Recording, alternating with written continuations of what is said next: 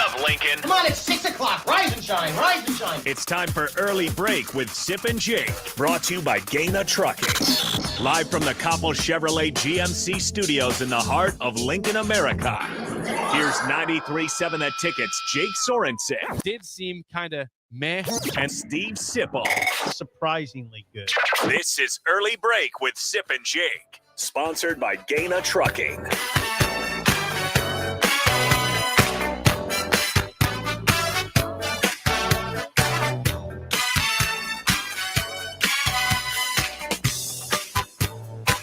Good morning, happy Monday to you, Steve Sipple, Jake Sorensen, Early Break, full show ahead, and you guys know why. Big news yesterday in the world of college football, specifically here in Lincoln, Nebraska, following a horrifying 45-42 loss to Georgia Southern on Saturday night. Sip, yesterday, right afternoon, we were informed that Scott Frost is no longer the head football coach at Nebraska. Trev Alberts had a press conference at 3 o'clock explaining why and why Mickey Joseph would be the interim head coach going forward.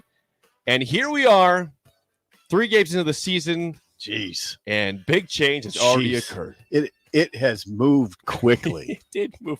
Think about it, Sip. We went to Dublin. I know. We're all happy as can be. Nebraska's up by 11 points in the third quarter. Yep. 28-17, and since that moment, the onside kick, everything has gone south for Frost, and now he's out of a job at Nebraska. Yeah, there's virtually nobody could have anticipated how quickly this is unraveled. And it unraveled. It did. It unraveled. It just unraveled. That's and it left Trev with no choice. Trev Alberts, the Nebraska AD. It left him with no choice but to fire Scott. Right. It was just a matter of when it would happen, right? Wasn't it? It became a situation where it wasn't a matter of if. It was a matter of when. It couldn't have been it's not really you couldn't characterize this as a difficult decision. It didn't seem like it to me. For Trev, I mean, the question always has been, will he make it to October 1st with that buyout? Yeah. Now, he didn't do himself any favors by giving up 600-plus yards of offense to Georgia Southern in a 45-42 loss to fall to 1-2 on the season. What was supposed to be an easy first 3 games of the season, right? Oh, yeah, that's what we thought. I mean, we were wrong. We were wrong about a lot of things. We've been wrong a lot. Yeah. I mean, the number one thing we were wrong about is this defense. Yeah. Right? Yeah. We collectively, and there weren't many people, I'm sure there's some people that'll spring up on the text line, and that's fine, that we misjudged this defense at a super high level, right? Fans, pundits, Scott, coaching staff's probably included in that conversation. We didn't envision Northwestern gaining 528 yards. No. We didn't envision North Dakota FCS program going on a 16-play drive at the end of the first half of that game. We certainly didn't envision Georgia Southern putting up 642 yards. 642. Nebraska was 214-0 when scoring at least 35 points in Memorial Stadium. They had never lost. They're 214-0 when scoring at least 35. Think about it. 40. How many points? 42. 40. That makes sense, doesn't it? No, when scoring 35. Okay, well that's when a lot of 35, points. But yes, it's still a lot of points. So, I mean, that's the third most yards Nebraska's ever allowed. Okay. And it was really, really hard to watch it. I mean, that was amazing. I kept thinking, okay, they'll close the door here pretty soon. They'll get some stops. Yeah, I thought the same thing. And my thoughts early on in the first quarter, Sip, and I'm sure you had the same thoughts, where this is Ball State all over again. This is 2007 Ball State. Yeah, that's exactly what I thought. Yeah. That when Nebraska, goes 3 and out their first drive, Georgia Southern goes down and scores with ease, converting third downs along the way without any problem, and then it's 28 all at halftime. This was like, yep, Ball State, here we go. Here we Same go. thing as Yeah. 2007. I mean, Nebraska won that game. They didn't win this one, but it was a very, very uncomfortable feeling against that was a MAC team back then. This is the Sun Belt. You've already lost to Troy in the past year under Scott Frost. We never saw it coming. And you said the key word, ease. Yep. Georgia Southern moved the ball all night with ease. With ease. Even its last drive where it had to win the game. After Nebraska got its only lead, after Nebraska finally got its only lead with its own 98-yard drive, the drive to win the game was pretty easy. They had to convert a fourth down, which was with ease. Good point. Yeah, but that was with ease, though. Yeah. They had no pressure in that one. And after that play, when they got it, let's just score real quick. No problems. No problems at all. Van Treese, who's not a great quarterback, looked like a great quarterback. Oh, man. His stats, check it out.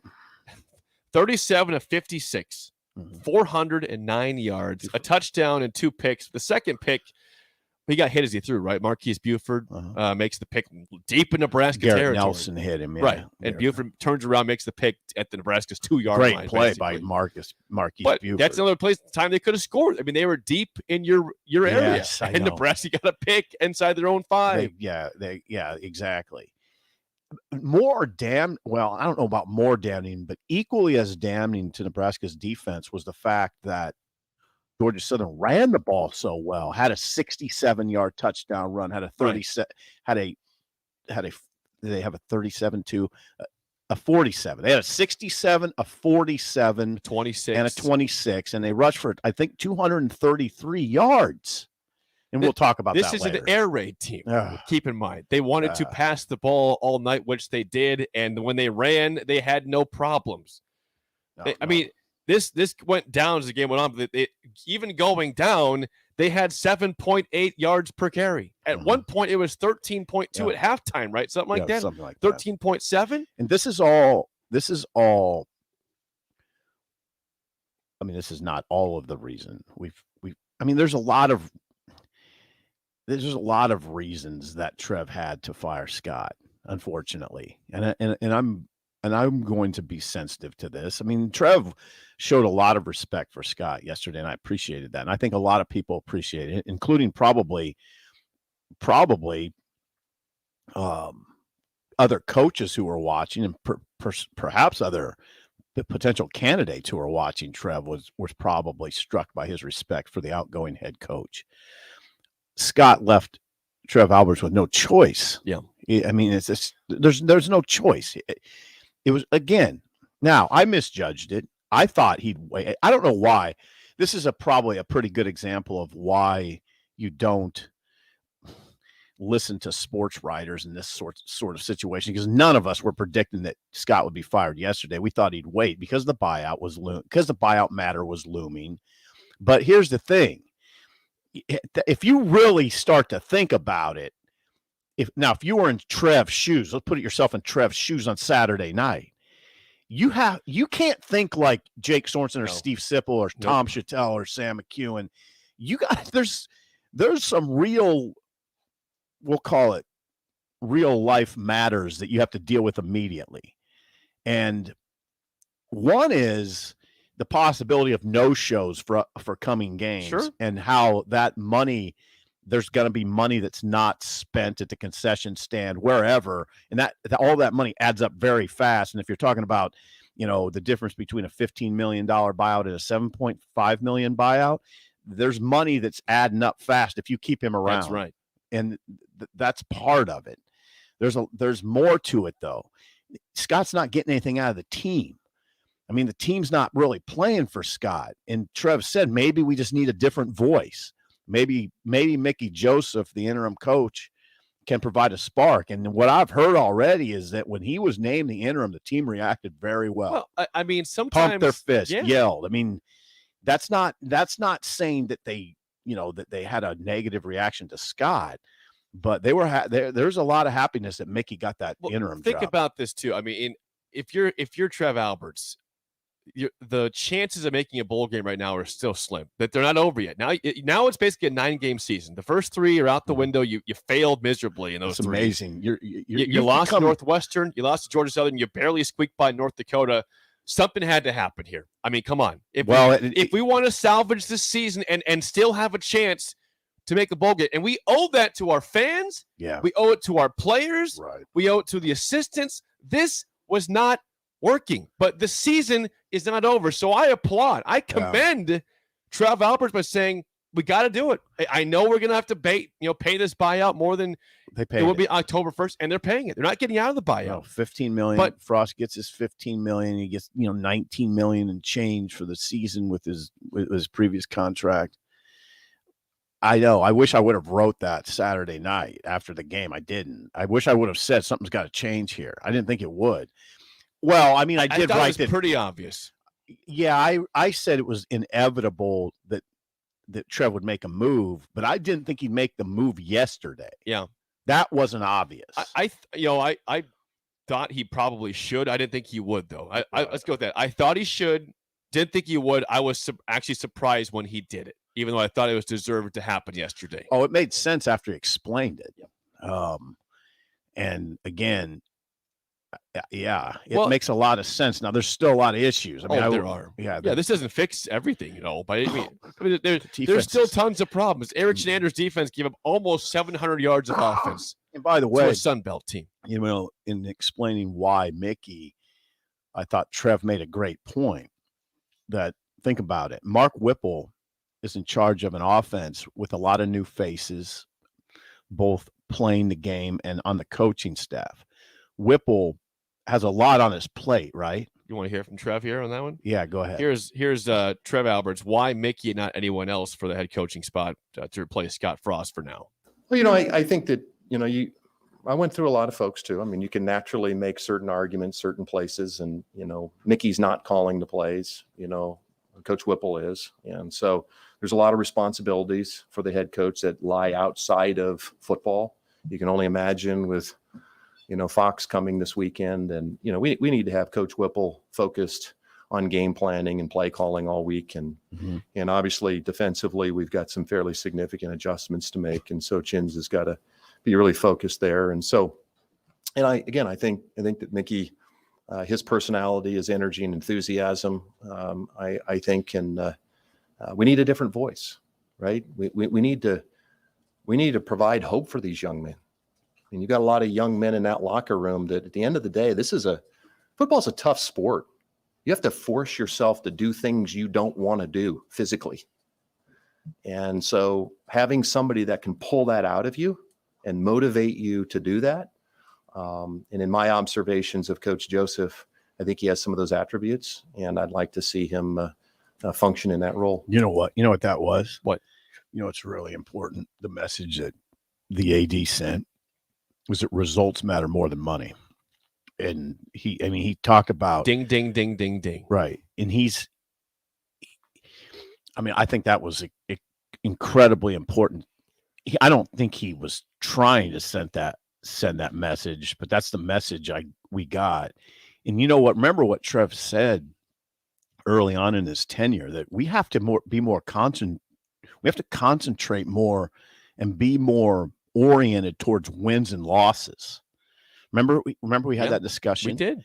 And look what he did yesterday. He put immediate results ahead of the difference between $7.5 million and Scott's buyout. I mean, that's pretty impressive to me, actually, when you think about it. Well, I applaud that. And we'll get to a couple calls in a second. And for those out there, I mean, there's obviously fans on both sides. Some are like, yes, it's about time. Some are going to say, well, Nebraska, they fired a coach too early again. Who's saying that? I saw it everywhere. I could not believe it. I could not believe it. Yeah, that surprised me. I'm like, did you just really think that there was going to be a magic moment where this all changed and all these one-score losses were just going to be fixed? It's obviously a problem. It's a coaching problem. Well, Scott's not in charge of the defense, though. I know, but but your head coach provides a lot of belief to your team, right? Right. He is the man that that answers all questions when all is said and done. Right. They have more than coaching problems. I will say They that. do. But ultimately, the roster deficiencies are the head coach's matter. Correct.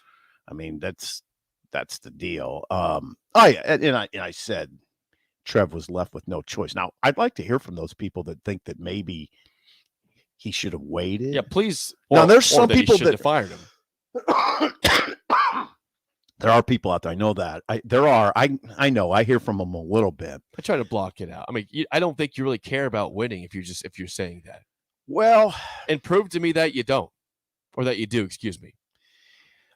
Scott think Frost was 16-31 as a head coach in Nebraska. It got really hard to defend Scott. Well, I think it became impossible to defend him after Saturday night. I don't know how you could, or why would you even try? How? Yeah, 16-31. 642 yards of offense to a coach in his second game with the school, changing from a triple option attack to an air raid attack. It looked like he'd been there for 5 years. Yeah, we talked about that, how Clay Helton. Well, what did I say I was worried about? Do you remember last week? I said, I'm really worried about the Clay Helton, Eric Chenander matchup. Well, you were right, because that was not a good matchup for Nebraska. But I thought, how could this happen? How could it happen where Georgia Southern comes in with a new head coach, not only a new head coach, a completely revamped coaching staff, okay, except for one holdover. One. So basically all new. So they changed their offensive system. They changed their defensive system. Hell, they changed their special teams modus operandi. And here we are. And they come into Memorial Stadium. Unfazed. Not they had no fear at all of this place. And just whipping the ball around, running that tunnel screen like it was like Van Treese was operating like he was operating against a high school defense. No disrespect to those guys, those players, but come on, you couldn't stop them at all. It was non-existent. But I gotta give some credit. Van Treese made some great throws. Yeah, he did. Now it was mostly catches. Bad defense, but they made some great catches. There were some really, really good throws, some really good catches.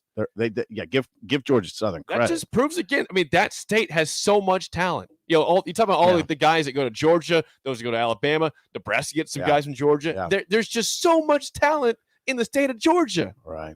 They're so deep. I know. Their skill position players were excellent. Gerald Green, the running back, had the two big runs, 67 and 47.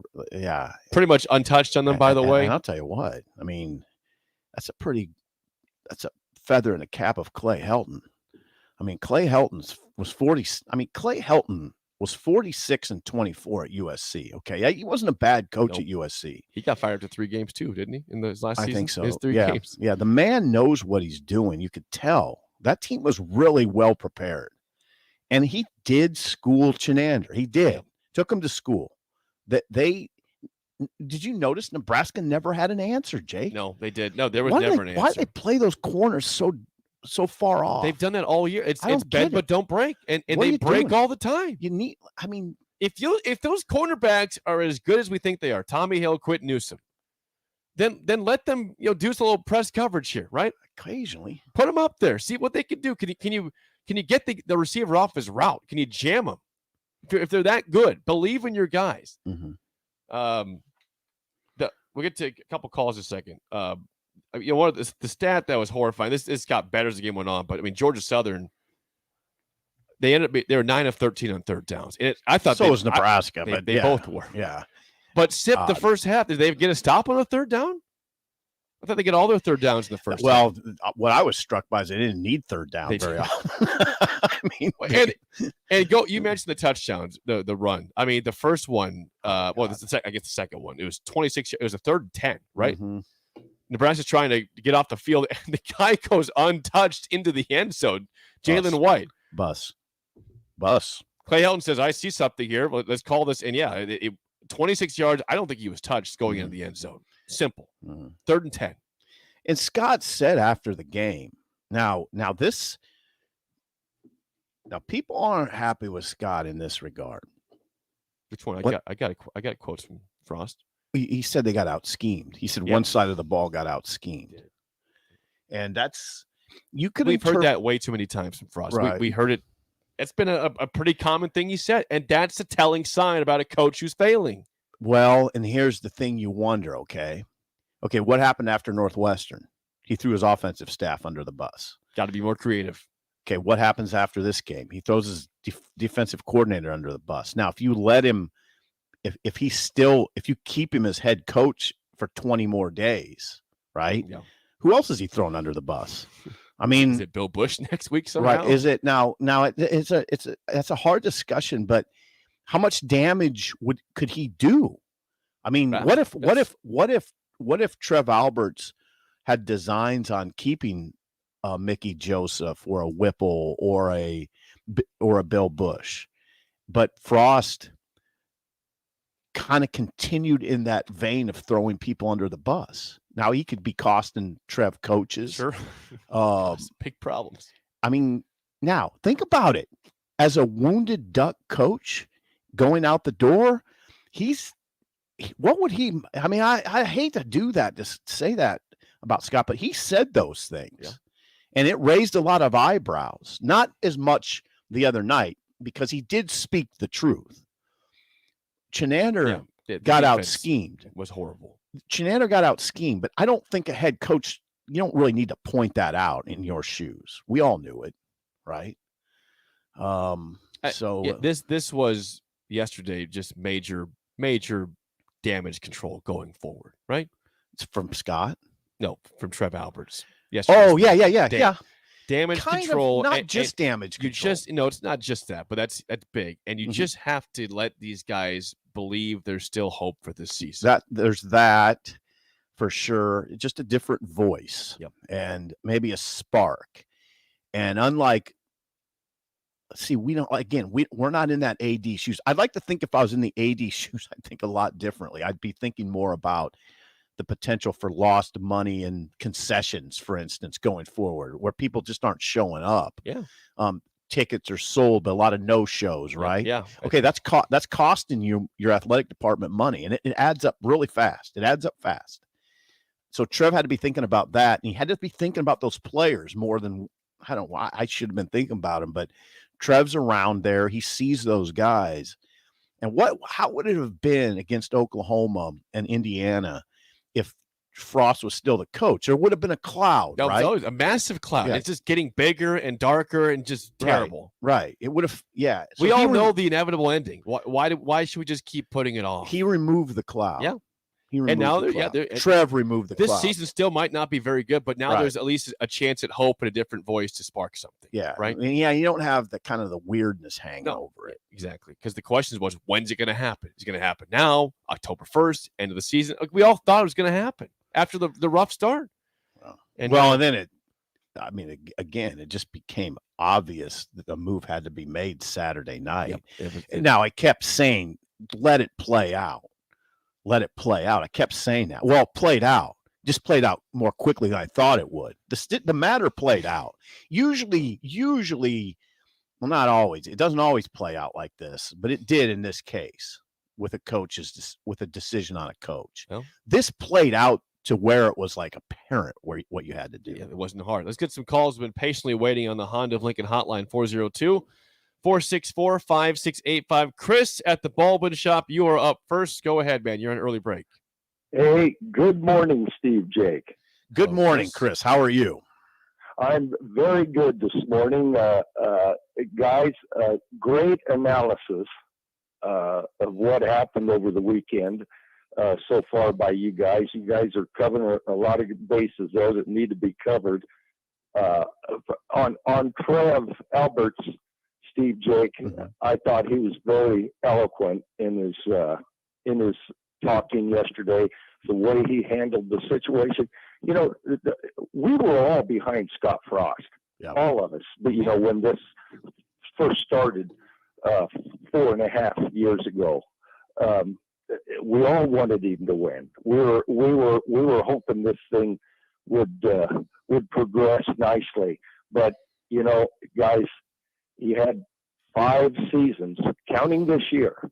All 5 were losing seasons. His best year, 2019, 5-7. I don't know. no one knows what goes on behind in the meeting rooms at practices, really. But there was some issues there.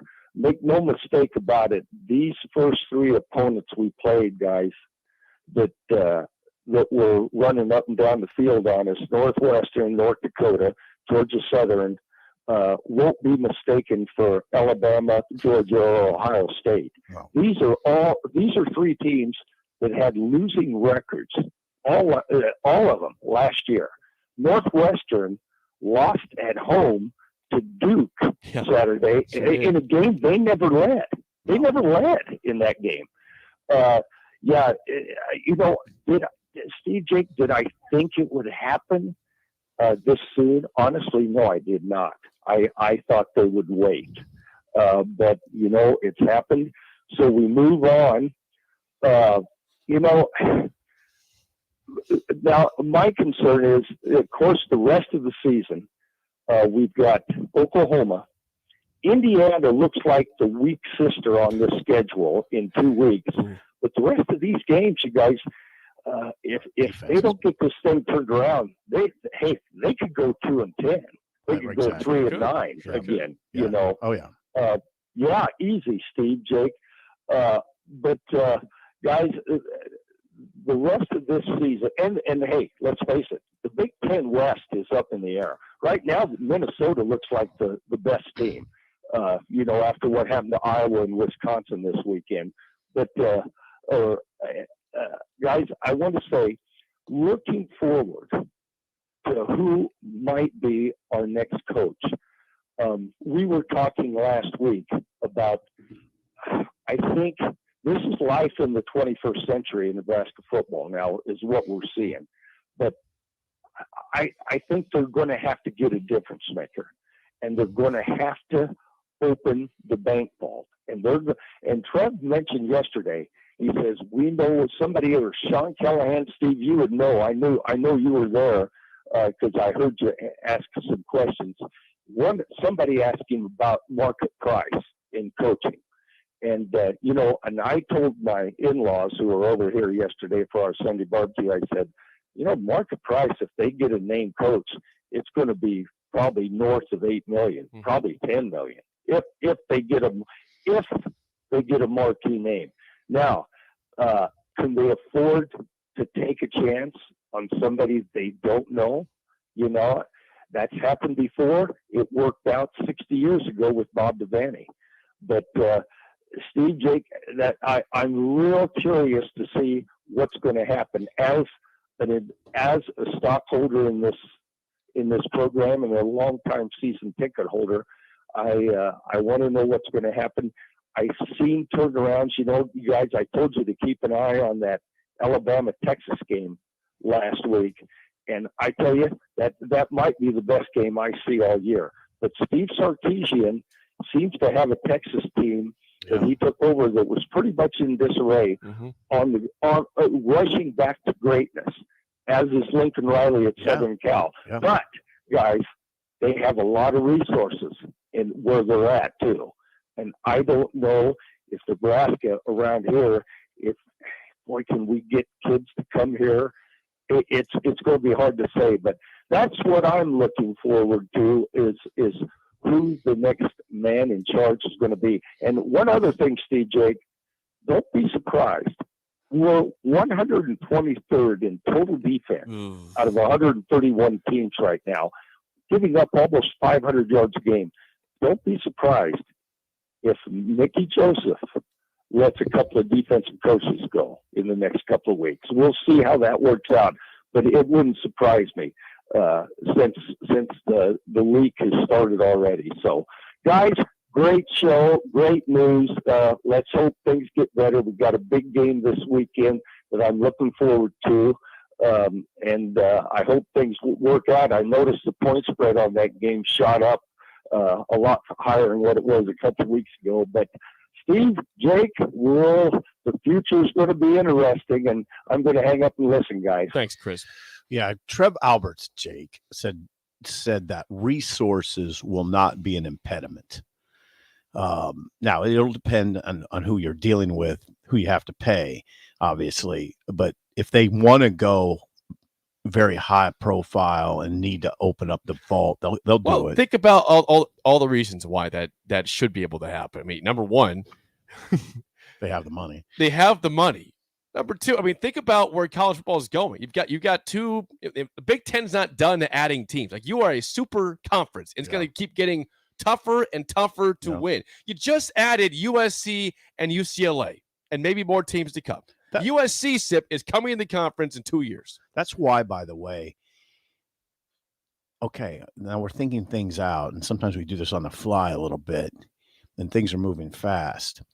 Didn't you just identify a pretty good reason why you shouldn't probably hire an inexperienced head coach? You got to get somebody that can do it. Jim Leonard, for instance, at Wisconsin, the defensive coordinator, has never been a head coach. He's only been coaching. It's coaching for fewer than 10 years. 39 years old. There might be a place for him as a head coach right now, but I don't think it's at Nebraska. I don't think you go with the first timer now. Go back to Wisconsin for a second. I mean, think about a guy that was there at one point, now is having a good time as a head coach, Dave Aranda at Baylor. He was a Wisconsin defensive coordinator. So what are you saying? Then he went to LSU. That's someone he's ready. He's got coaching experience. That's why I'm saying Jim Leonard, no, not ready. But Aranda did pretty well out of the gate as a first-time head coach. He did. I mean, that's the thing. That's not the greatest example. What I'm looking for is somebody who's been a head coach, and maybe someone who's been a head coach in the Big Ten. For instance, Bill O'Brien, who went to Penn State and was the national coach of the year after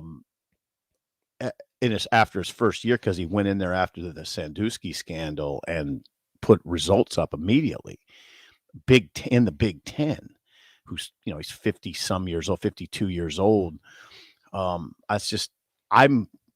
think because of what you said, because of where Nebraska's going and what the conference they're going into, the situation they're going into, I don't think you can afford right now to have someone learn on the job.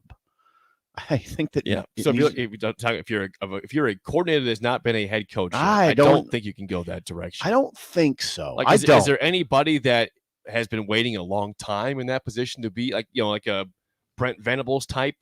I don't know if there is. I don't know. But you're going to hear the names Dave Aranda. You're going to hear the names. You're going to hear Urban Meyer. Matt Campbell, of course, is already being mentioned as a name to look out for at Iowa State. I mean, you're going to hear Lance Leipold. You're going to hear people still say Stoops at Kentucky. See what it costs. See what his interest is. Yep, you're going to hear. Yeah, you're definitely going to hear that. Do you think you hear Chris Kleiman at Kansas State? Yes, I do. I mean, and you know what? After watching Kansas State, they thump you, and they play really good complementary football. It's sound football. Yeah. I mean, their defense is exceptional right now. Their special teams are on point. Adrian's not even doing that much, and they're romping teams because Deuce Vaughn's that good, and the O-line is that good. Yeah. It's fascinating. Trev made it sound yesterday like he's literally just starting up the process now. I wondered a little bit if that's a smoke screen. I think so. I kept thinking, really, you're going to talk. He kept saying, he said he's going to talk to all these different people, and that just because I talk to somebody doesn't mean I'm necessarily going to hire that person and all of that. And I just kept thinking, I wonder if he just has 2 or 3 guys he's locked in on right now, or one, for instance. Maybe one, and he's put out a smoke screen. Come on, he couldn't have just said, okay, I'm going to put all my energy into Scott Frost, and if it doesn't work, then I'll start a search. No way. He had to have an idea. I'd say maybe a low-key name to keep an eye on. He's not low-key, he's an NFL coach. I'd keep an eye on Matt Rule with the Carolina Panthers as well. That's a name I would definitely he obviously made a huge difference at the collegiate level. Now he's spun out. He's not doing well in the NFL. Yeah, they lost a tough one yesterday to the Browns. 0-1. Carolina Panthers. So we'll see. Rule. That's a name that I think would be welcome back to college football with ease. I definitely think that. Yes, I definitely think We'll take more of your calls, more comments on Scott Frost firing next on Early Break of the Ticket.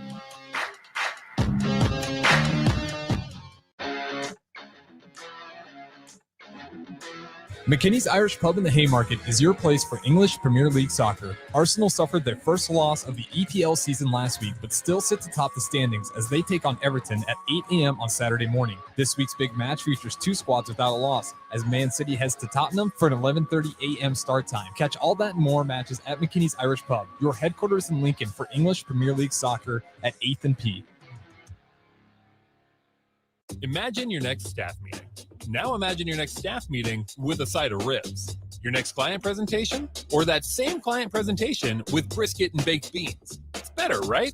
Let Mary Ellen's Food for the Soul take care of all of your business catering needs. Feed the staff, cater your next event, whatever you need, Mary Ellen's can help. They can even host your events in their brand new event space located right next to the restaurant. Go see for yourself. Mary Ellen's Food for the Soul at 29th and Pine Lake or online at maryellens.com. Let them fix you a plate.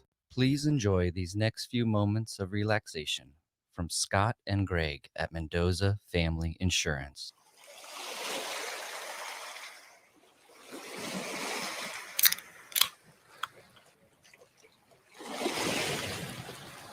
If you would like to feel this relaxed about your home, auto, business, life, or commercial property insurance, please give Scott or Greg a call today at Mendoza Family Insurance. People first is more than a nice sentiment. At American Senior Benefits, it's the mission. If you're ready for a career where you can truly put your customers' needs ahead of everything else, this is for you. American Senior Benefits is one of the leading senior market insurance product distributors in the country, and they're looking for high-energy applicants with strong communication skills. Enjoy on-the-job training, a fun work environment, and unlimited income potential. Visit asbmidwest.com to learn more. American Senior Benefits. Water heater gone? Call Bryant. The price you're quoted is the price you'll pay. And in most cases, same-day replacement. Bryant Air Conditioning, Heating, Electrical, and Plumbing. 467-1111. Tune in to the Teammates Mentoring Hour each Wednesday from 6 to 7 p.m. on 93.7 The Ticket. Hear stories from the program started by Tom and Nancy Osborne and how it's changed mentors and mentees' lives and how you can be involved. The Teammates Mentoring Hour, Wednesday nights from 6 to 7 o'clock on 93.7 The Ticket and theticketfm.com. Alexa, play 93.7 The Ticket. Okay. Playing 93.7 The Ticket. Alexa, turn down the lights. Dimming the lights. Alexa, order a pizza. The big one. All the toppings. Are you sure that's a good idea? Alexa. That's a lot of pizza for just one man. Alexa, just do it. Stop judging me, just do it. As you wish. Thanks, Alexa. You're my best friend. Introducing the Planet Fitness Guide to getting that post-workout glow. Step 1, what's your why?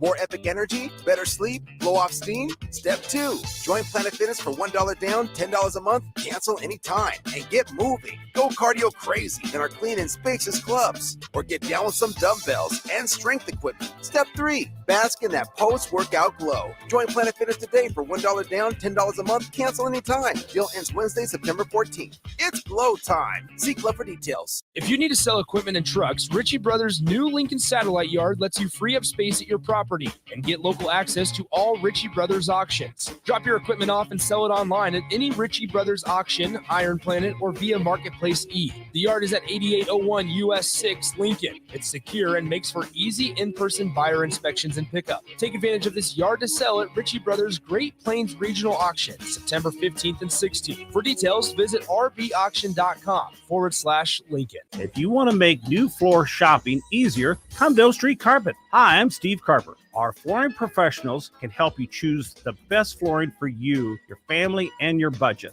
We eliminate the confusion.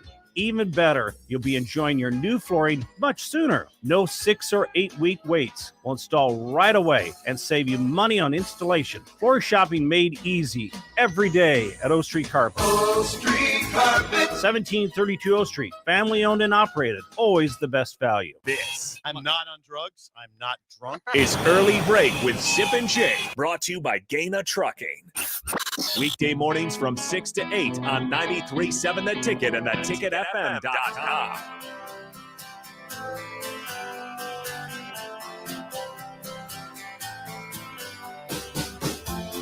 Once again, we'll talk all show long. Scott Frost, no longer the head coach at Nebraska. Mickey Joseph, the new interim head coach. He will take over for the Huskers. His first opponent, Sip, no big deal. Oklahoma comes to town. Top 10 team. No, Hold on, Vince. Good luck. Yeah, and I mean in Oklahoma and Oklahoma's offense. Now I don't know what they did the other day. They beat Kent State, I guess, but it was not good in the first half against UTEP. They really revved it up, which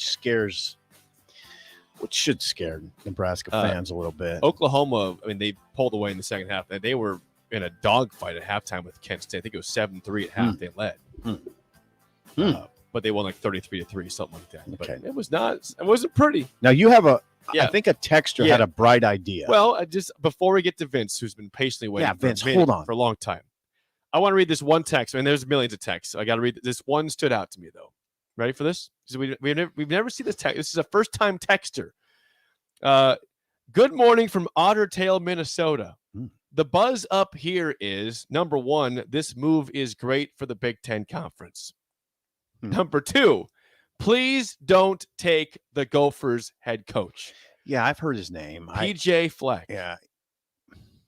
Have we looked at anybody within the conference that you'd want to go get that would come to Nebraska? I mean, Greg Schiano.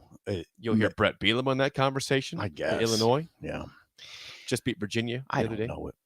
Greg Schiano. How would the fan base feel about PJ Fleck? I mean, right now, as of today, they look like the best team in the West. I know they haven't played the best competition, but Wisconsin lost to Washington State. Iowa is lost in offense. I asked a dumb question, by the way. I think you take PJ Fleck. PJ Fleck's had a pretty good, successful time. The more germane question is, what would Trev Alberts hire PJ Fleck? I'd be surprised. I'd be surprised. That stood out to me. Number one, let's not go. From Minnesota, they say good move for the Big Ten. Number two, don't take the Gophers coach, please. Yeah, I don't think we need to lock in on that conversation. Okay. I just thought it would be as a good one to read. Let's get a call from Vince, who's been patiently waiting on the Honda of Lincoln hotline, 402-464-5685. Vince, you're on early break. Go ahead, man. Good morning, fellas. Bear with me as I pull my car over to the side of the road. But good morning, and how are you, fellas? Oh, you're pulling over. That's a good idea. Vince. Because I think this. Even though I do have you guys on speakerphone, but anyhow, a few thoughts. I mean, the disturbing, and I mean, before I get into Scott, I mean, the disturbing thing about Saturday is that, I mean, it's not like we lost on some cockamamie, fluke play like we perhaps did at times last year. I mean, we got breaks that we needed as far as getting a couple turnovers. And, it's not like we lost on some, nonsense special teams. And, but I'll tell you we had the breaks we needed. And we even got a couple of replay booth call reversals in our favor. Was it the right call? Yeah, but they were borderline that we didn't get before. But we got the breaks we needed. But it's like you look at special teams, they've done their job for the most part. I mean, as far as not imploding. Offense, we look pretty balanced. But defense, we got our ass kicked up front by a passing offense. If that ain't disturbing, I don't know what is. But relevant to Scott, I mean, it's a sad day, but and none of us wanted to see it come to this. But the fact of the matter is the move had to get made. I mean, like a lot of Husker fans, I thought he could bring Nebraska football back, at least get it to where Frank and Bo had it, But as I look at Scott Frost, coming from UC up to Nebraska, to me, it's if I were to give an analogy, here's one I keep coming back to. It's kind of like that can't miss baseball prospect who tears it up in the minor leagues but can't hit major league pitching. But as far as who the next guy coming in is, I mean, I've got a few guys. I mean, I like the idea of Mark Stoops, and I can name a few others. Now, if we go down the road of Urban Meyer, I see it like this. We've been mired in the desert so long that I'm willing to eat the sand at this point. But I'll tell you one thing, though, fellas. Oh, boy. I'm going to roll down the window so everybody on the highway can hear me. Because, it's been a tough week. But I'll tell you one thing. We still have a football game to play. Mm-hmm. And with Oklahoma coming into town, I say this. If we can't get along, we might as well get it all. Okay, Thank you, Vince. Thank you, Vince. Call. I don't know where to start with that. We ever know where to start with Vince? So, I mean, if you just go back to Georgia Southern. Okay, there we go. Yeah. I mean, one thing Trev did yesterday was kind of put that in the rearview mirror quickly, because we would have been stewing on that loss. I mean, this show would have been ugly. It's now less ugly. Right. It's more forward thinking. Yep. You're right. Instead of just ruminating. I'm thankful for that, by the way. Yeah, because that was. If Frost was still here and we talked, this show would have sucked today. It'd been terrible. We'd take all your phone calls because the world was ending. It was, and now it's just, well, what happened, and what caused a firing. You know what that is? What Trev did this weekend was operate like a high-level leader. That's leadership. I mean, he obviously is in control of this, and he said we can't just let this sit. We can't, like these sports writers, Sipple, are suggesting that might happen. No, we got to move now. There's financial considerations. There's player team-oriented considerations, and things come at you quickly. Like Oklahoma comes at you quickly. We have to not just let this sit. We have to do something to enhance our chances of winning. Right? That's what he did. Now they don't have a great chance to win, but he enhanced them by making a move and maybe bringing a different voice. It will be a different voice. It's not maybe a different voice. It's a different voice. Maybe bringing a spark, right? Not keeping that cloud hanging over the program. The cloud's lifted now. It is a rough day, and Trev gave voice to that. Trev Alberts gave voice to that. He didn't feel good. He hoped this day wouldn't come. But I would say this too. Yeah, this fan base was united when Scott Frost was hired in late 2017, right? We were. Yes, it was. It's not broken now, though. There's unity there's at least widespread agreement that this was the move that had to be made. It's really strange if you think about it. There was widespread agreement on Scott coming in the door. There's widespread agreement on Scott being fired.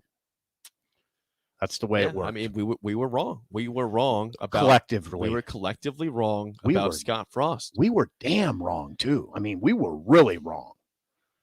He never really got it going at all. Yeah, Jake. but think about that. I mean, the most he ever got it going was the end of his first year. I mean, they start off 0-6, which is just a terrible start, and then they go 4-2.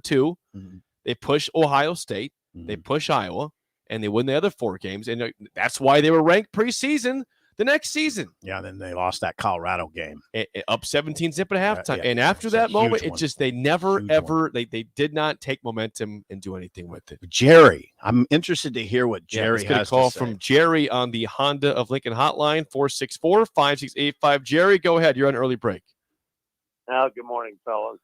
I wasn't going to call in, but I can't resist. Okay. I can give you about 20 minutes on coaching and about 10 on being an AD. Okay. The coaching side of it. First place. Look at this year. The special teams have gotten so much better.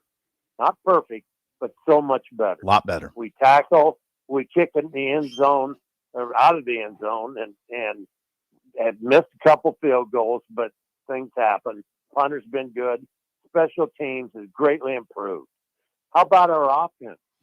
I mean, offensively, with that many new guys, you think about it, and our offensive line isn't exactly knocking holes that a VW bug could drive through. You know, the yards our guys get half the time are hitting a pile and bouncing outside, making another guy miss, and getting down the field. And they're doing a great job. We got some great running backs. Our quarterback's been doing good. So our receiving core, I think, is good. So 2 areas of the 3 are really playing well. But I got to tell you, I have never been a super fan defensively. Even when they were down at UCF, they couldn't stop anybody, if you ask me. They don't tackle. And I've never been in favor of having cornerbacks and safeties flip positions.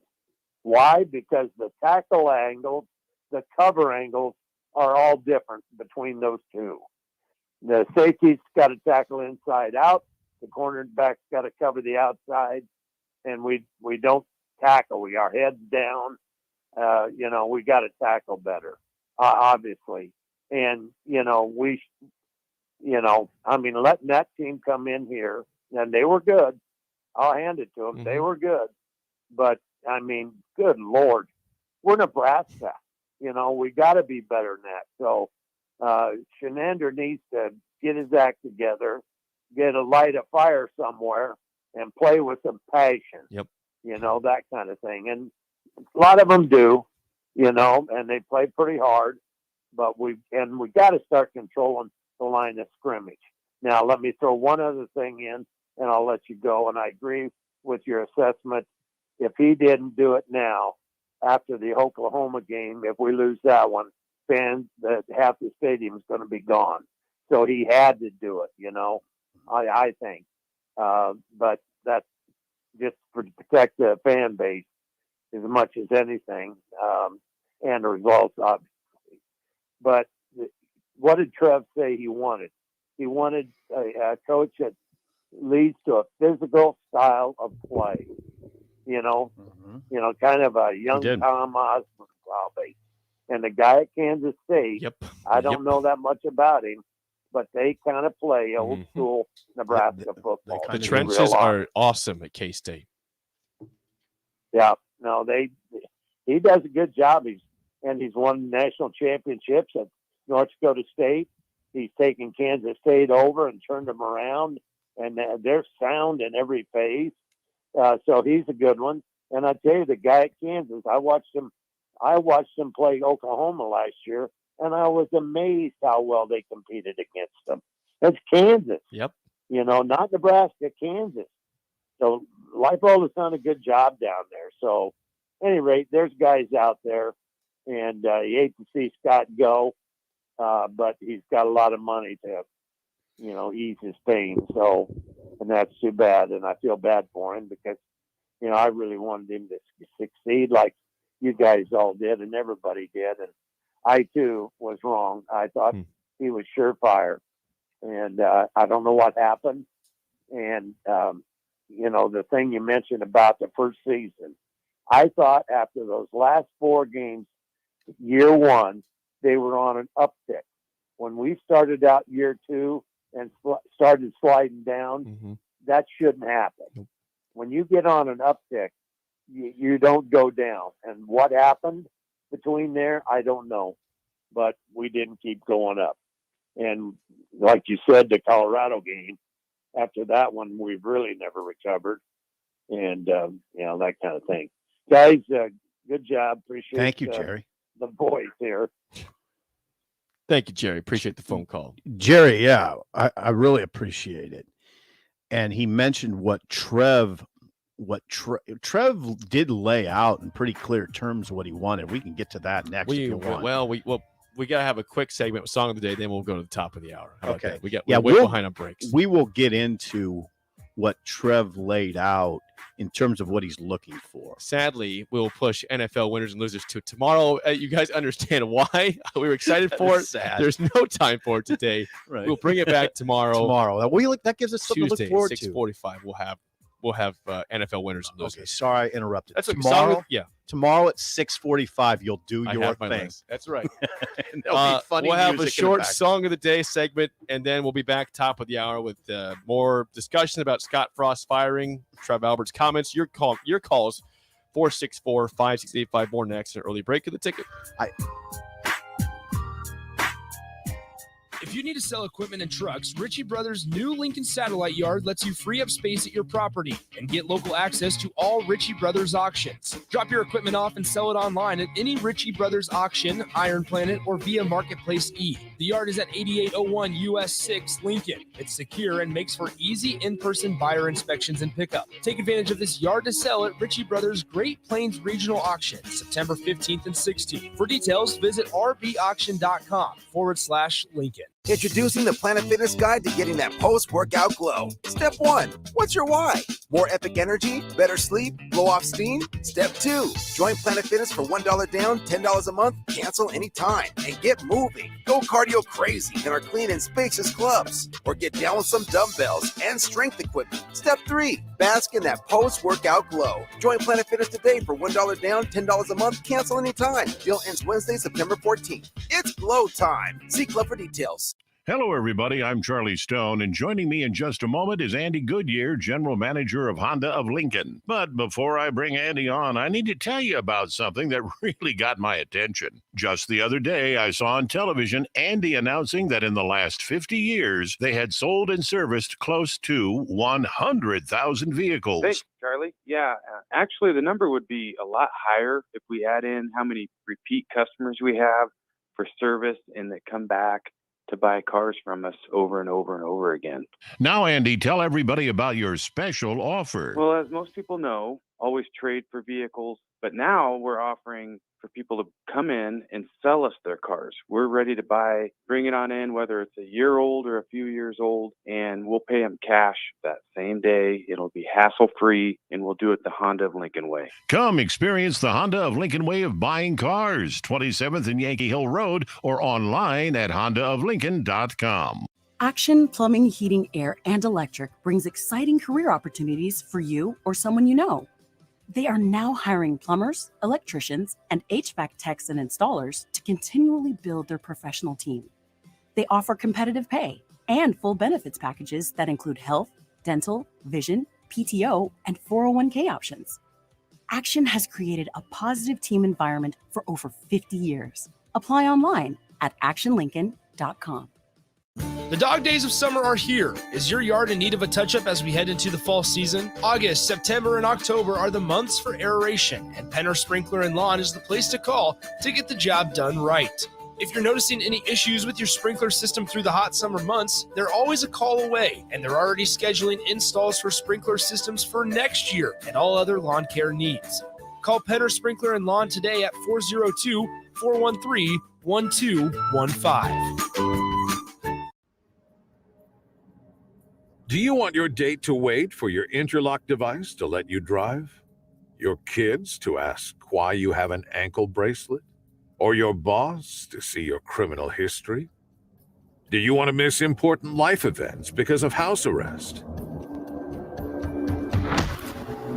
Get a ride. A DUI costs more than you think.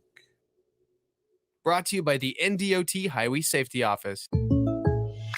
This show's pretty rockin', huh? Yeah, I'm so glad my State Farm agent helped me go. Huh? My State Farm agent. They help me with options to personalize my auto insurance to get a great rate that fits my budget, so I don't have to give up the things I love. Wow. Hey, so do you think I could get your State Farm agent's number? Call your local State Farm agent, Vinny Kreekak, at 402-474-1173. Individual premiums and budgets will vary by customer. All applicants subject to State Farm underwriting requirements. Fall has arrived, and it's the perfect weather for the DIY market to listen to the game while building a deck. Deck City is a great place to start as Lincoln's local source for everything decks. Deck City has everything you need to build the deck of your dreams, from treated lumber to Westbury aluminum railings and TimberTech composite decking. They offer advice from real deck professionals to give you proper guidance to make your project go smoothly. Call them today to schedule an appointment at 402-480-6671 or go online at deckcityne.com. You love to bash his sports takes. Now, will you feel like an idiot if you're a big tough? If you're a big tough guy this morning, But you really love to voice your displeasure for his music choices.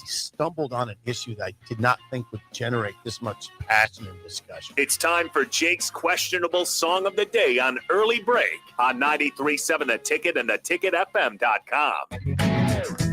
When it's over, that's the time I fall in love again.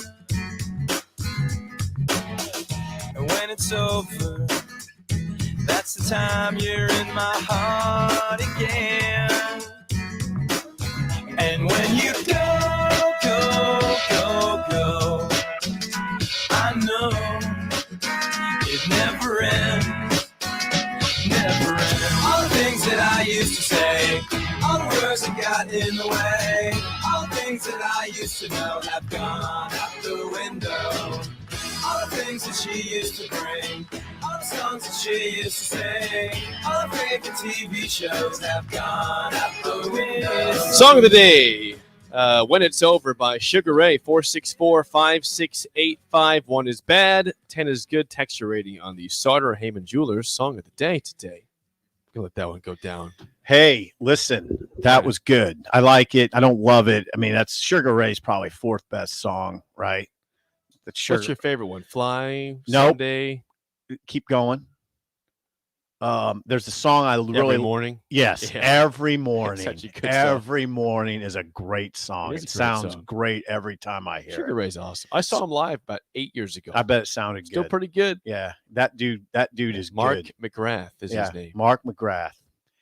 I'll give that a nice solid 7. That's a 7. That's just a 7? That's his That's 4th just best. a Sugar Ray's 4th best Well, then song. what do the other songs get ratings in? What are their ratings? The other songs.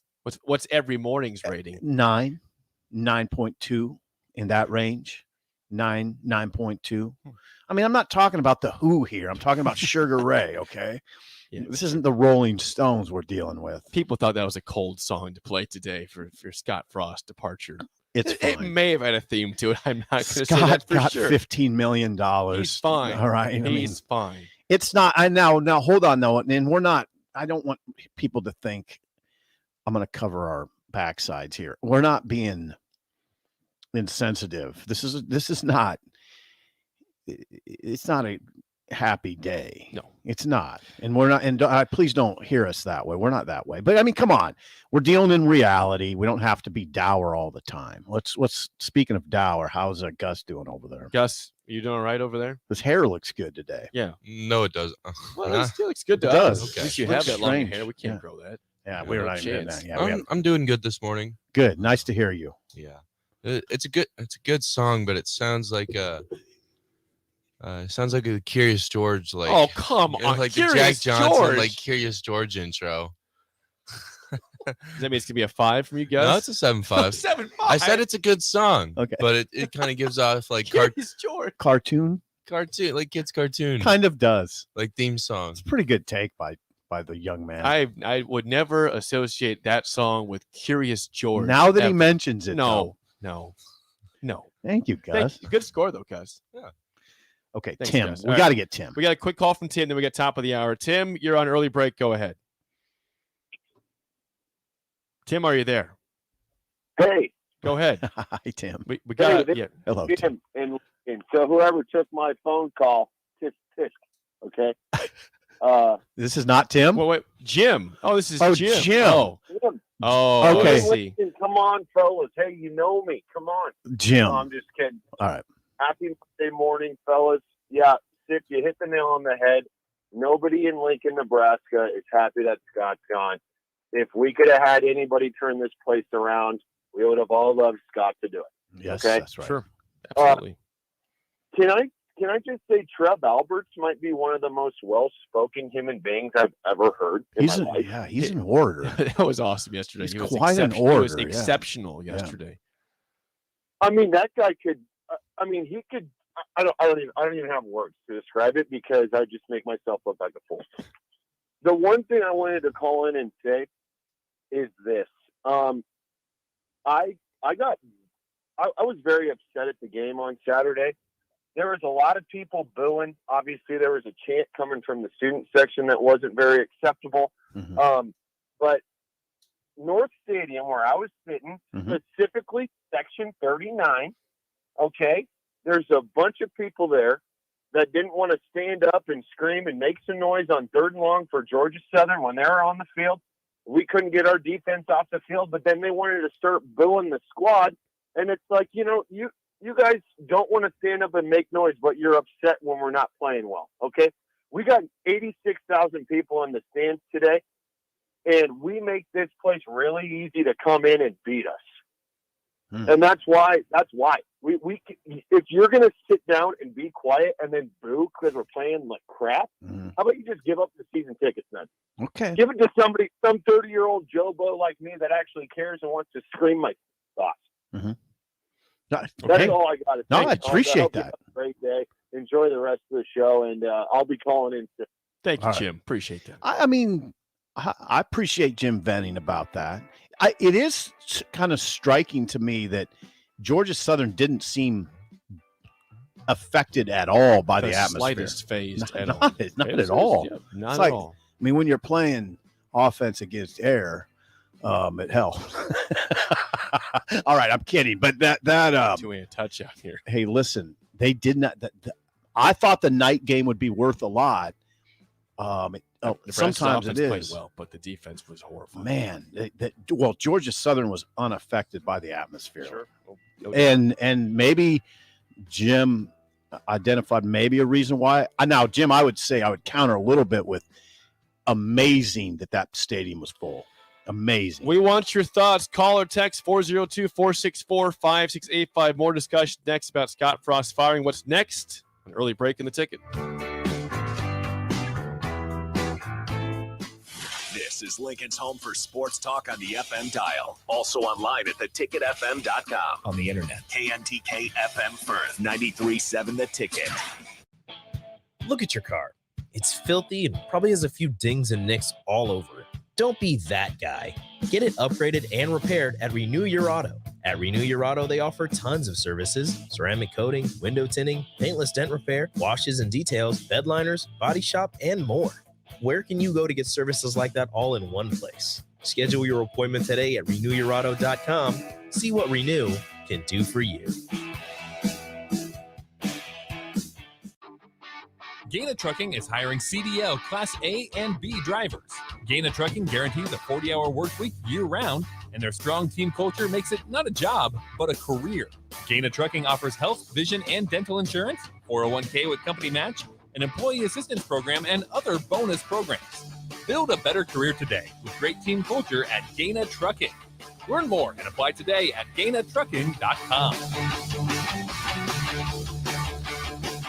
People always ask, what are Jake and Sip like when they're off the air? Well, the answer probably won't surprise you. Hey, Jake, your Honda's looking a little dirty. Says the guy whose license plate is barely visible. I mean, do you even care about that thing anymore? It gets a little uncomfortable. Now, that's when I jump in. Hey, whoa. Mark, did you get a new car? Nope, just took my car down to Nebraska Auto Detail. Joe and the staff made the outside and the inside look amazing. Maybe you guys need to go. Okay, wise guy. Settle down, Jake. Book your appointment today at NebraskaAutoDetail.com. There's not many things worse than having plumbing issues at your home or business, but it's even worse if the problem isn't fixed correctly. Select Plumbing gets it right the first time, and they specialize in several things: general plumbing, water heaters, faucet and fixture repair, underground sewer and water repairs, backflow testing, and more. Keep your property free from leaks and other issues. Call today for a free estimate at 402-560-6197. Plus, they're hiring service plumbers. Contact Select Plumbing to inquire at 402-560-6197. Water heater gone? Call Bryant. The price you're quoted is the price you'll pay. And in most cases, same-day replacement. Bryant Air Conditioning, Heating, Electrical, and Plumbing. 467-1111. Imagine your next staff meeting. Now imagine your next staff meeting with a side of ribs. Your next client presentation? Or that same client presentation with brisket and baked beans. It's better, right?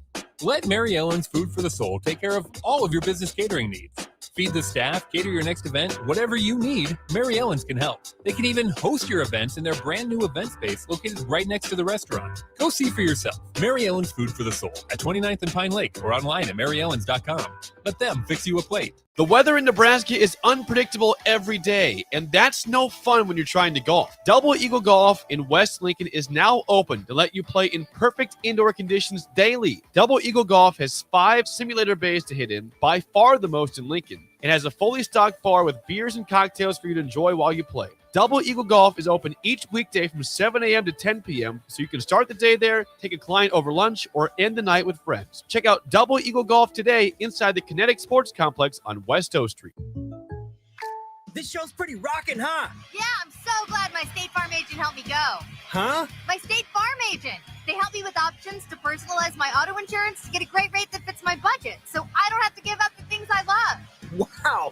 Hey, so do you think I could get your State Farm agent's number? Call your local State Farm agent, Vinny Krekak, at 402-474-1173. Individual premiums and budgets will vary by customer. All applicants subject to State Farm underwriting requirements.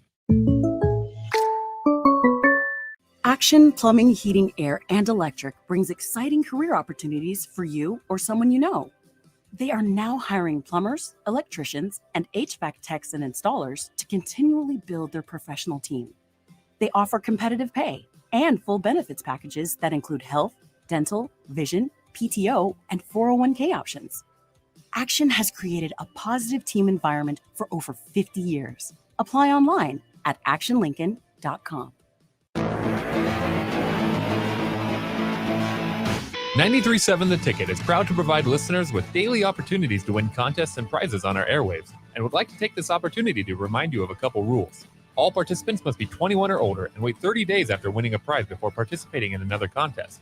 Once you win, you have 30 days to pick up your prize at the KNTK Studios, 330 North 48th Street in Lincoln, or your prize will be forfeited. Thank you for participating in our contest, and thank you for listening to 93.7 The Ticket. Wake up, Lincoln. Come on, it's 6 o'clock. Rise and shine, rise and shine. It's time for Early Break with Sip and Jake, brought to you by Gaina Trucking. Live from the Coppel Chevrolet GMC studios in the heart of Lincoln, America.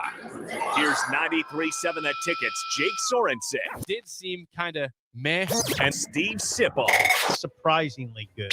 This is Early Break with Sip and Jake, sponsored by Gaina Trucking.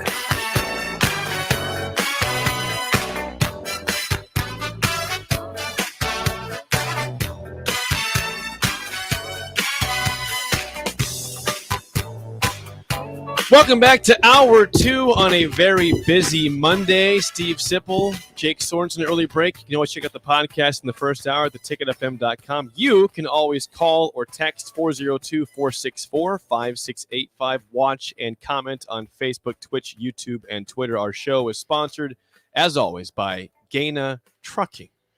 So, we've covered a lot of ground today. We can always take your calls and any comments you have regarding the season ahead. We have not really addressed this, though, Sip, regarding Mickey Joseph. Mickey Joseph is the new head coach, the interim coach for the remainder of the year.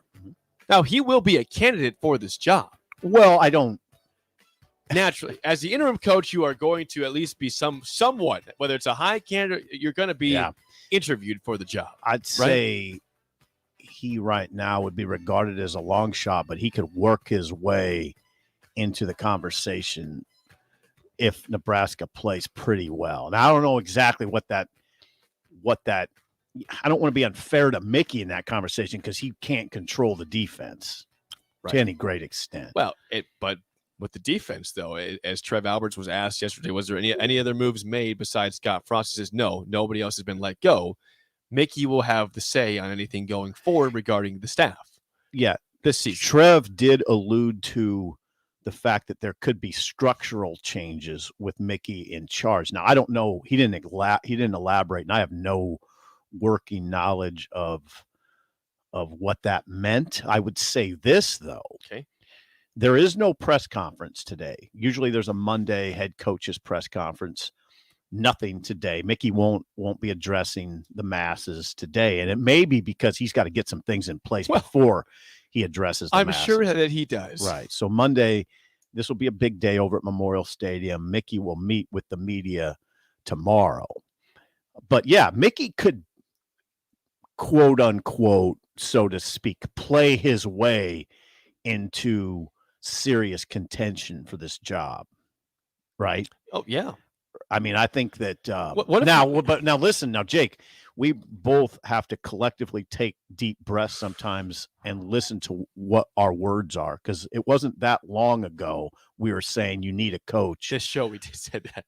You need a coach with Big Ten experience or preferably head coaching experience. Mickey was the head coach at Langston in somewhere in Oklahoma. That's it. Not very minimal head coaching experience.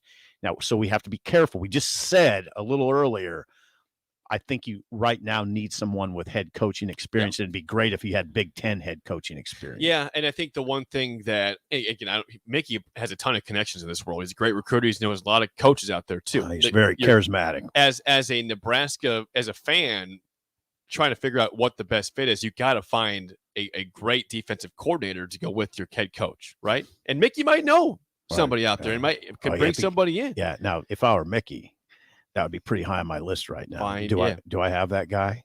Can I go to Trev and say, hey, I think we can fix the defense?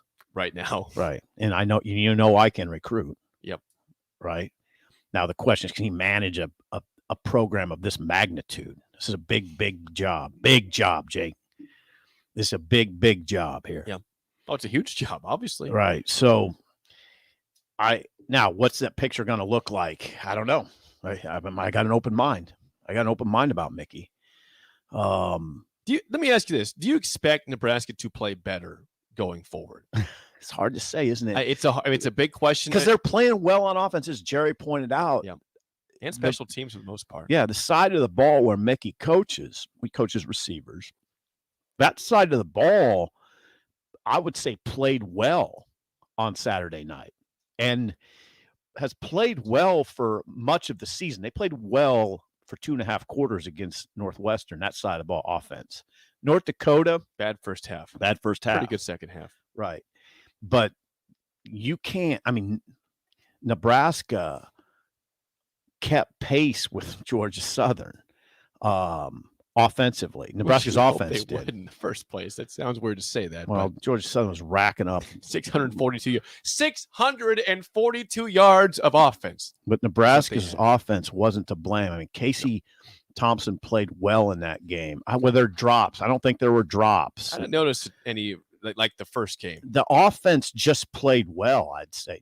I'm not just played well. They played well in that game. Casey Thompson's 23 of 34 for 318, a touchdown, no picks, 2 sacks. Ran the ball well. He did, yeah. 10 carries for 31 yards. Yep. Anthony Grant, another good game, 27 carries for 138, a touchdown. And A.J. Allen was good, too, 8 for 76. Marcus Washington had a good game. Yeah, 6 catches for 123. Yeah, Marcus Washington really flashed. So Mickey's coaching on a side of the ball that's not really a problem. So what I'm getting at here is you evaluate Mickey Joseph. If the defense continues to falter, you can't blame Mickey for that. He had nothing to do with it. He did not put that staff together defensively. He didn't recruit the players. So it's a tricky kind of conversation.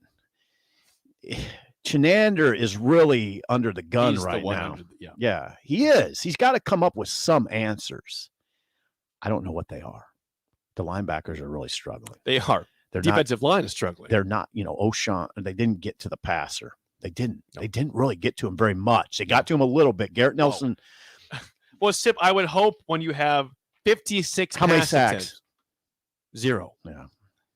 They got to him. They hit him. On the pick by Buford, they hit him. Not enough, though. He wasn't uncomfortable nearly enough. When you have 56 pass attempts as a Sun Belt team. Right. There's probably. You got to get to the quarterback. A lot of guys could be pointing fingers.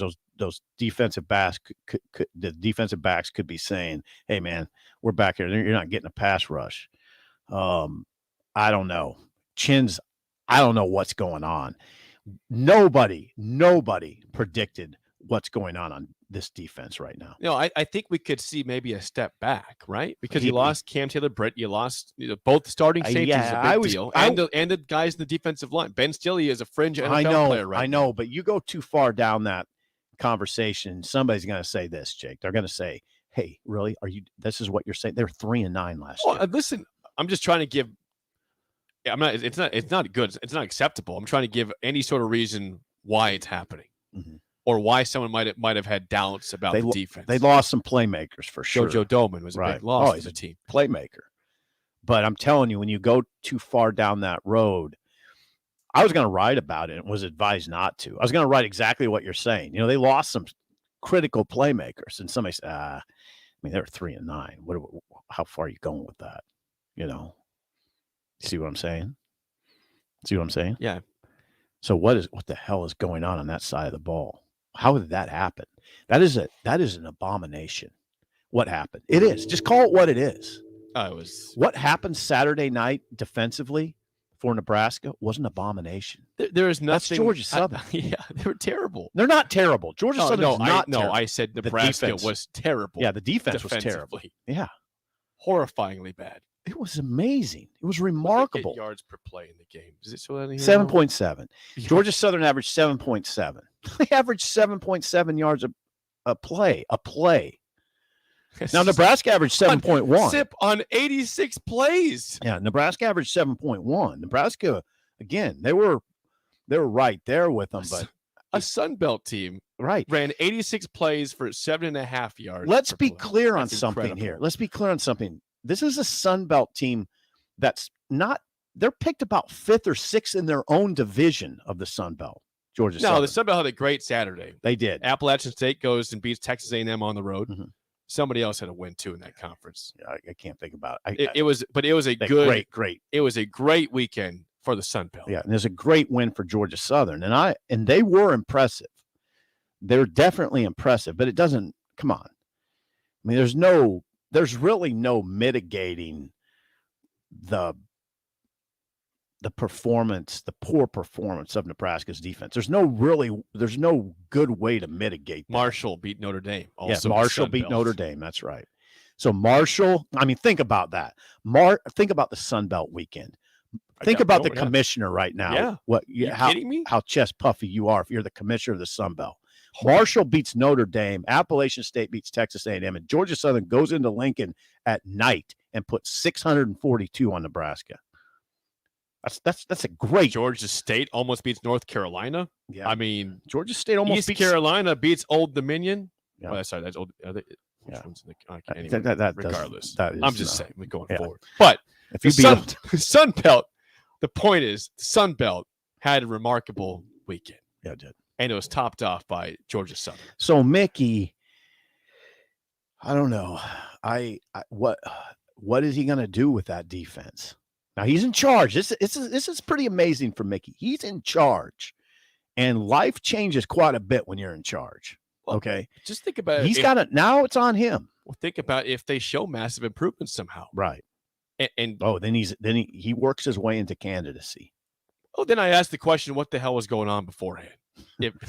Well, sometimes there's a lot of things that come to Bryant. Number one, yeah, he's a candidate. Number two, if it was that simple to fix some things, why wasn't it happening in the first place? I don't think we need to get hysterical about that conversation before it happens. Yeah, It hasn't happened. So let's see. Oklahoma's going to be a chore for that defense. It is, because Oklahoma is one of the. I mean, that's a program that's hung its hat on offense for quite a long time now. They've hired a defensive coach, and they didn't look good against Kent State apparently, but they did look good against UTEP. Dylan Gabriel he's a good quarterback. I mean, he's not. He doesn't strike the sort of fear into you that Caleb Williams would have, right? Right. But he's good. Trying to get the stats for Oklahoma real quick. And Oklahoma will be better than Georgia Southern. So Oklahoma was late. There's breaking news. By the way. Oklahoma led at halftime. I said it was 7-3. They trailed late 3-zip. They scored a touchdown to go to halftime up 7-3. They win 33-3. In terms of what the team did right, they only averaged 3.5 yards per carry. 36 carries, 134. Gabriel was at 3 touchdowns, no picks, 296 yards passed. Well, maybe. Yeah, I don't know. I'm not a defensive coordinator. I just don't know what levers right now that Chenander can pull. He's not pulling the right ones though. Again, linebackers are really struggling.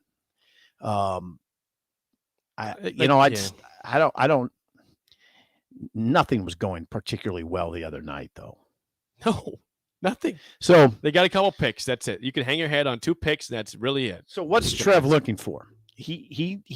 What's Trev looking for in the next head coach? We haven't covered that. He wants a team that's tough.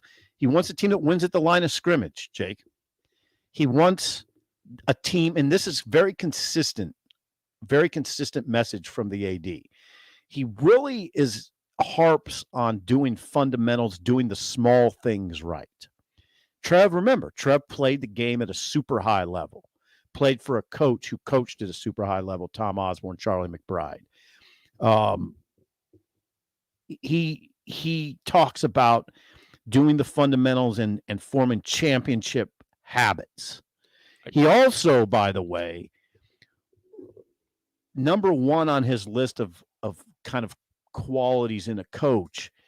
What did he start with? Did you hear this? I got it. You want me to play the clip? He said, people of character, which I thought almost ruled out Urban Meyer. Number one on his list was people of character. Now, if he would hire Urban Meyer, people are going to go back to that. They're going to go back to his comment. They're going to revisit that. They will. Yeah, absolutely. You said number one on your list on September 11th, whatever yesterday was. It was. September 11th, people of character. Do you have concerns about that? I thought it almost, my immediate thought when he said it was that rules out Urban Meyer. Was that saying number one? We're not. And I'm not saying Urban Meyer doesn't have character. That's not me saying that, but a lot of people will say that. Yeah, that's the assumption is that he's a low character guy by a lot of people. A lot of people say that. Yeah, they do.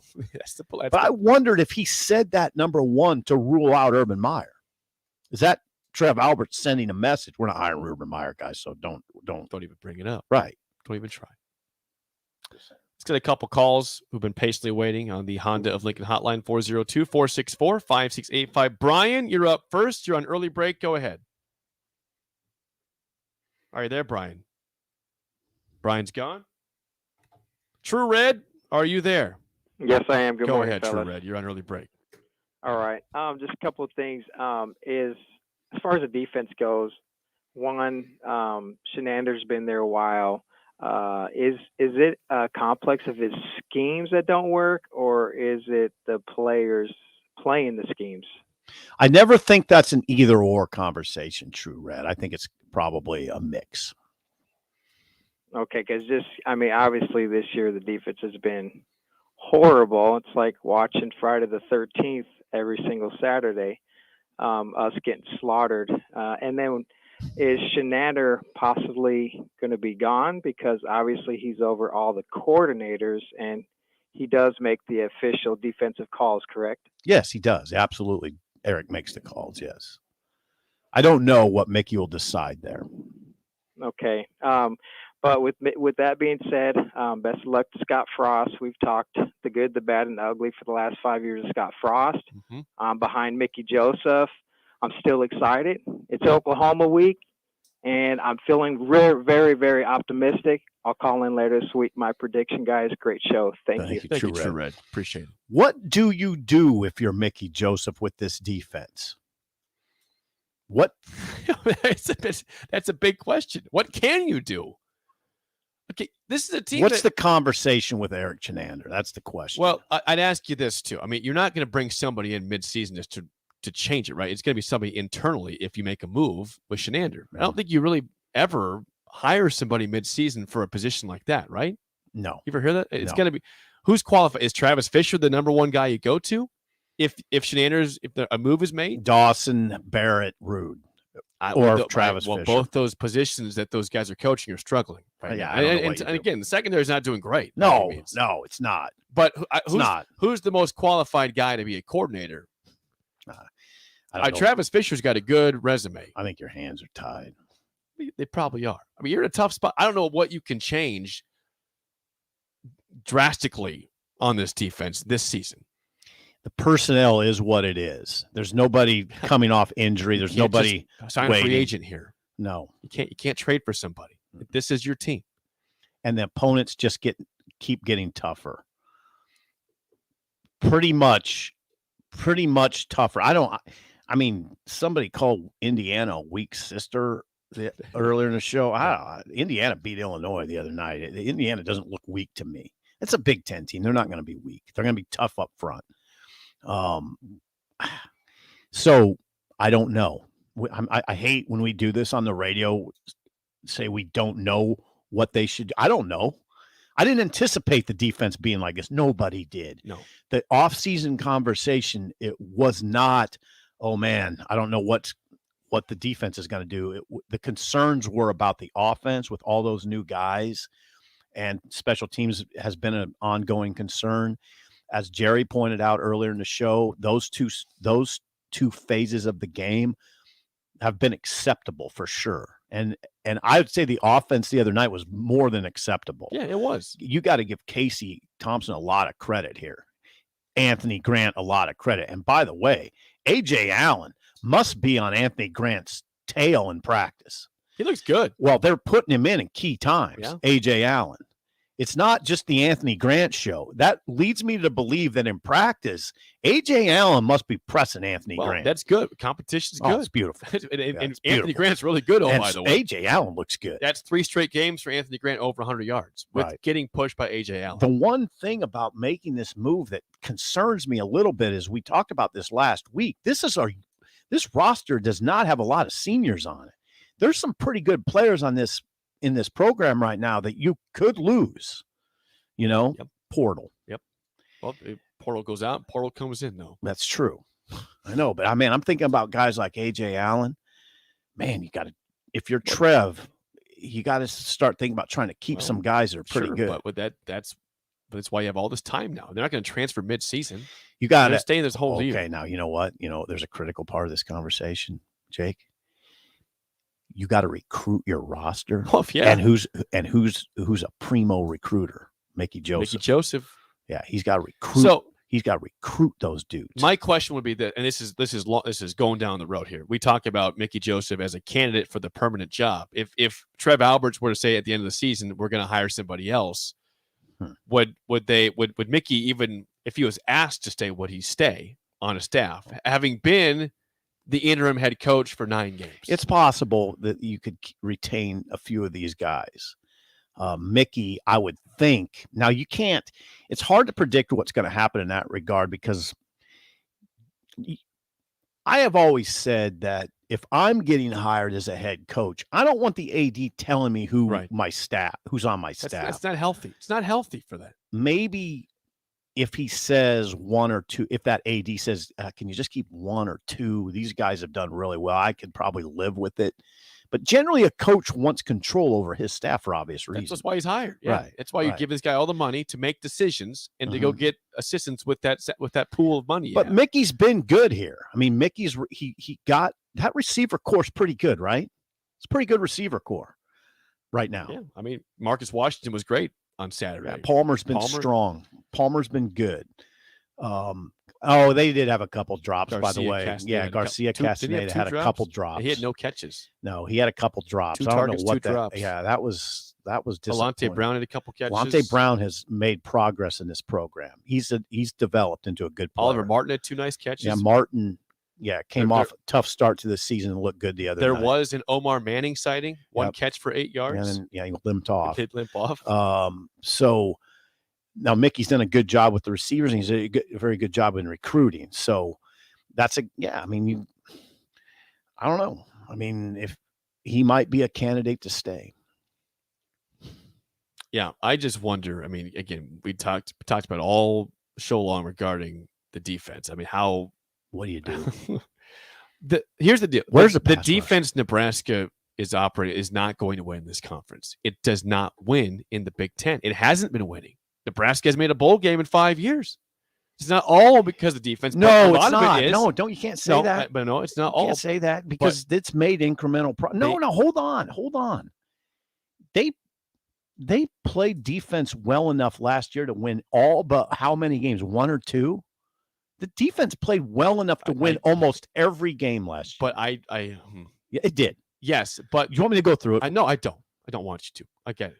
But the defense. Be careful what you're saying. The defense was, Jake. The defense was good enough to win all but a couple games last year.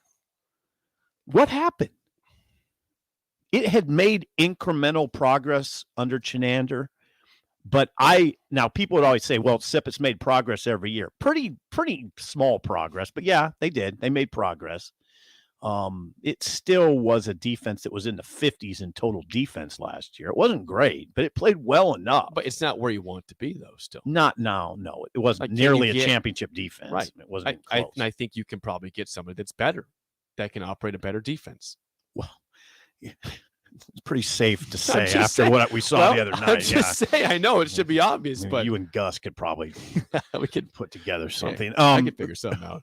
I don't want to be disrespectful to Eric, but I mean, come on, Eric Chinander, if he was on that microphone over there, would say that was unacceptable. What happened Saturday was completely unacceptable. Something we don't approve of here. Right. We don't accept that here. More calls and texts from you guys, 402-464-5685 next on Early Break in the Ticket. Parents, now is the time to get your kids into one of the fastest growing sports in the Midwest, lacrosse. Signups are happening now for the Junior Rampage League fall season. Kids ages 6 to 14 are invited to join, with teams available for both first-time and experienced players. The focus will be on skill development with scrimmages throughout the fall. For more information, head to LincolnLAX.net. Don't miss out on your chance to join the growing lacrosse movement with the Junior Rampage. Register today at LincolnLAX.net. The season starts September 10th. If you need to sell equipment and trucks, Ritchie Brothers' new Lincoln Satellite Yard lets you free up space at your property and get local access to all Ritchie Brothers auctions. Drop your equipment off and sell it online at any Ritchie Brothers auction, Iron Planet, or via Marketplace E. The yard is at 8801 US 6 Lincoln. It's secure and makes for easy in-person buyer inspections and pickup. Take advantage of this yard to sell at Ritchie Brothers' Great Plains Regional Auction, September 15th and 16th. For details, visit rbauction.com/Lincoln. Action Plumbing, Heating, Air, and Electric brings exciting career opportunities for you or someone you know. They are now hiring plumbers, electricians, and HVAC techs and installers to continually build their professional team. They offer competitive pay and full benefits packages that include health, dental, vision, PTO, and 401k options.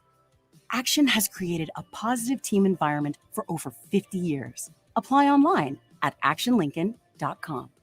People first is more than a nice sentiment. At American Senior Benefits, it's the mission. If you're ready for a career where you can truly put your customers' needs ahead of everything else, this is for you. American Senior Benefits is one of the leading senior market insurance product distributors in the country, and they're looking for high-energy applicants with strong communication skills. Enjoy on-the-job training, a fun work environment, and unlimited income potential. Visit asbmidwest.com to learn more. American Senior Benefits. Gaina Trucking is hiring CDL Class A and B drivers. Gaina Trucking guarantees a 40-hour work week year-round, and their strong team culture makes it not a job, but a career. Gaina Trucking offers health, vision, and dental insurance, 401k with company match, an employee assistance program, and other bonus programs. Build a better career today with great team culture at Gaina Trucking. Learn more and apply today at GainaTrucking.com. The dog days of summer are here. Is your yard in need of a touch-up as we head into the fall season? August, September, and October are the months for aeration, and Penner Sprinkler and Lawn is the place to call to get the job done right. If you're noticing any issues with your sprinkler system through the hot summer months, they're always a call away, and they're already scheduling installs for sprinkler systems for next year and all other lawn care needs. Call Penner Sprinkler and Lawn today at 402-413-1215. Sandhills Global is hiring. Check out sandhills.jobs for more information. Sandhills is looking to fill hundreds of new openings in sales, traveling support, software development, web design, and more. Sandhills has a professional culture and is fast-paced with a focus on growth, innovation, and leading-edge technologies. Career and internship opportunities are available at our global headquarters in Lincoln, Nebraska. Apply today at sandhills.jobs.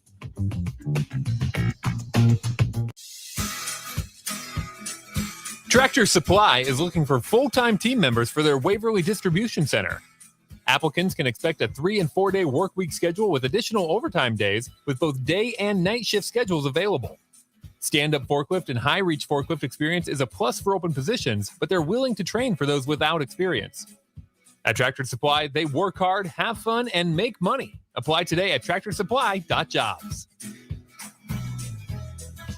Hey guys, Nick Sadert here, and I want to tell you about my friends at Spine and Sports Chiropractic. I experienced a herniated disc in my lower back a few years ago, and thanks to the folks at Spine and Sports, I got back to feeling 100%. At Spine and Sports, they use the active release technique, which involves the soft tissue and can alleviate headaches, shoulder pain, plantar fasciitis, and more. What I like most about the ART method is that your doctor will construct a plan that fits your needs because the technique is not a cookie-cutter approach. Allow Spine and Sports Chiropractic to help you feel better. Set up your appointment today by giving them a call at 402-261-6841. Introducing the Planet Fitness Guide to getting that post-workout glow. Step 1, what's your why? More epic energy, better sleep, blow off steam? Step 2, join Planet Fitness for $1 down, $10 a month, cancel anytime, and get moving. Go cardio crazy in our clean and spacious clubs, or get down with some dumbbells and strength equipment. Step 3, bask in that post-workout glow. Join Planet Fitness today for $1 down, $10 a month, cancel anytime. Deal ends Wednesday, September 14th. It's glow time. See club for details. We're on the air. Back Well, party's starting early today, isn't it? to more of Early Break with Sip and Jay, brought to you by Gaina Trucking. On 93.7 The Ticket and theticketfm.com.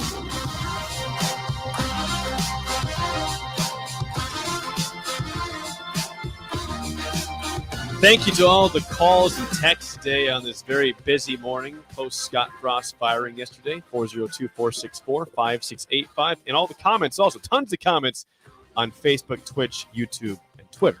Appreciate all those. I want to get to this real quick. I mean, there is so much audio from Trev Alberts yesterday, but we have not hit any. No, we haven't hit all of it. You can't today. We have so much to talk about.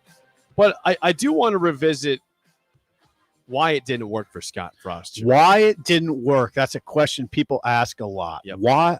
What happened? Yeah, because I was talking with a business owner here in town, a respected one, and who is really high on leadership and leadership expert. Yeah, he is. And you can just tell by the way that Scott Frost operated. He just didn't seem like a very good leader when all was said. Well, then the question is, why was he such a good leader at UCF? What happened?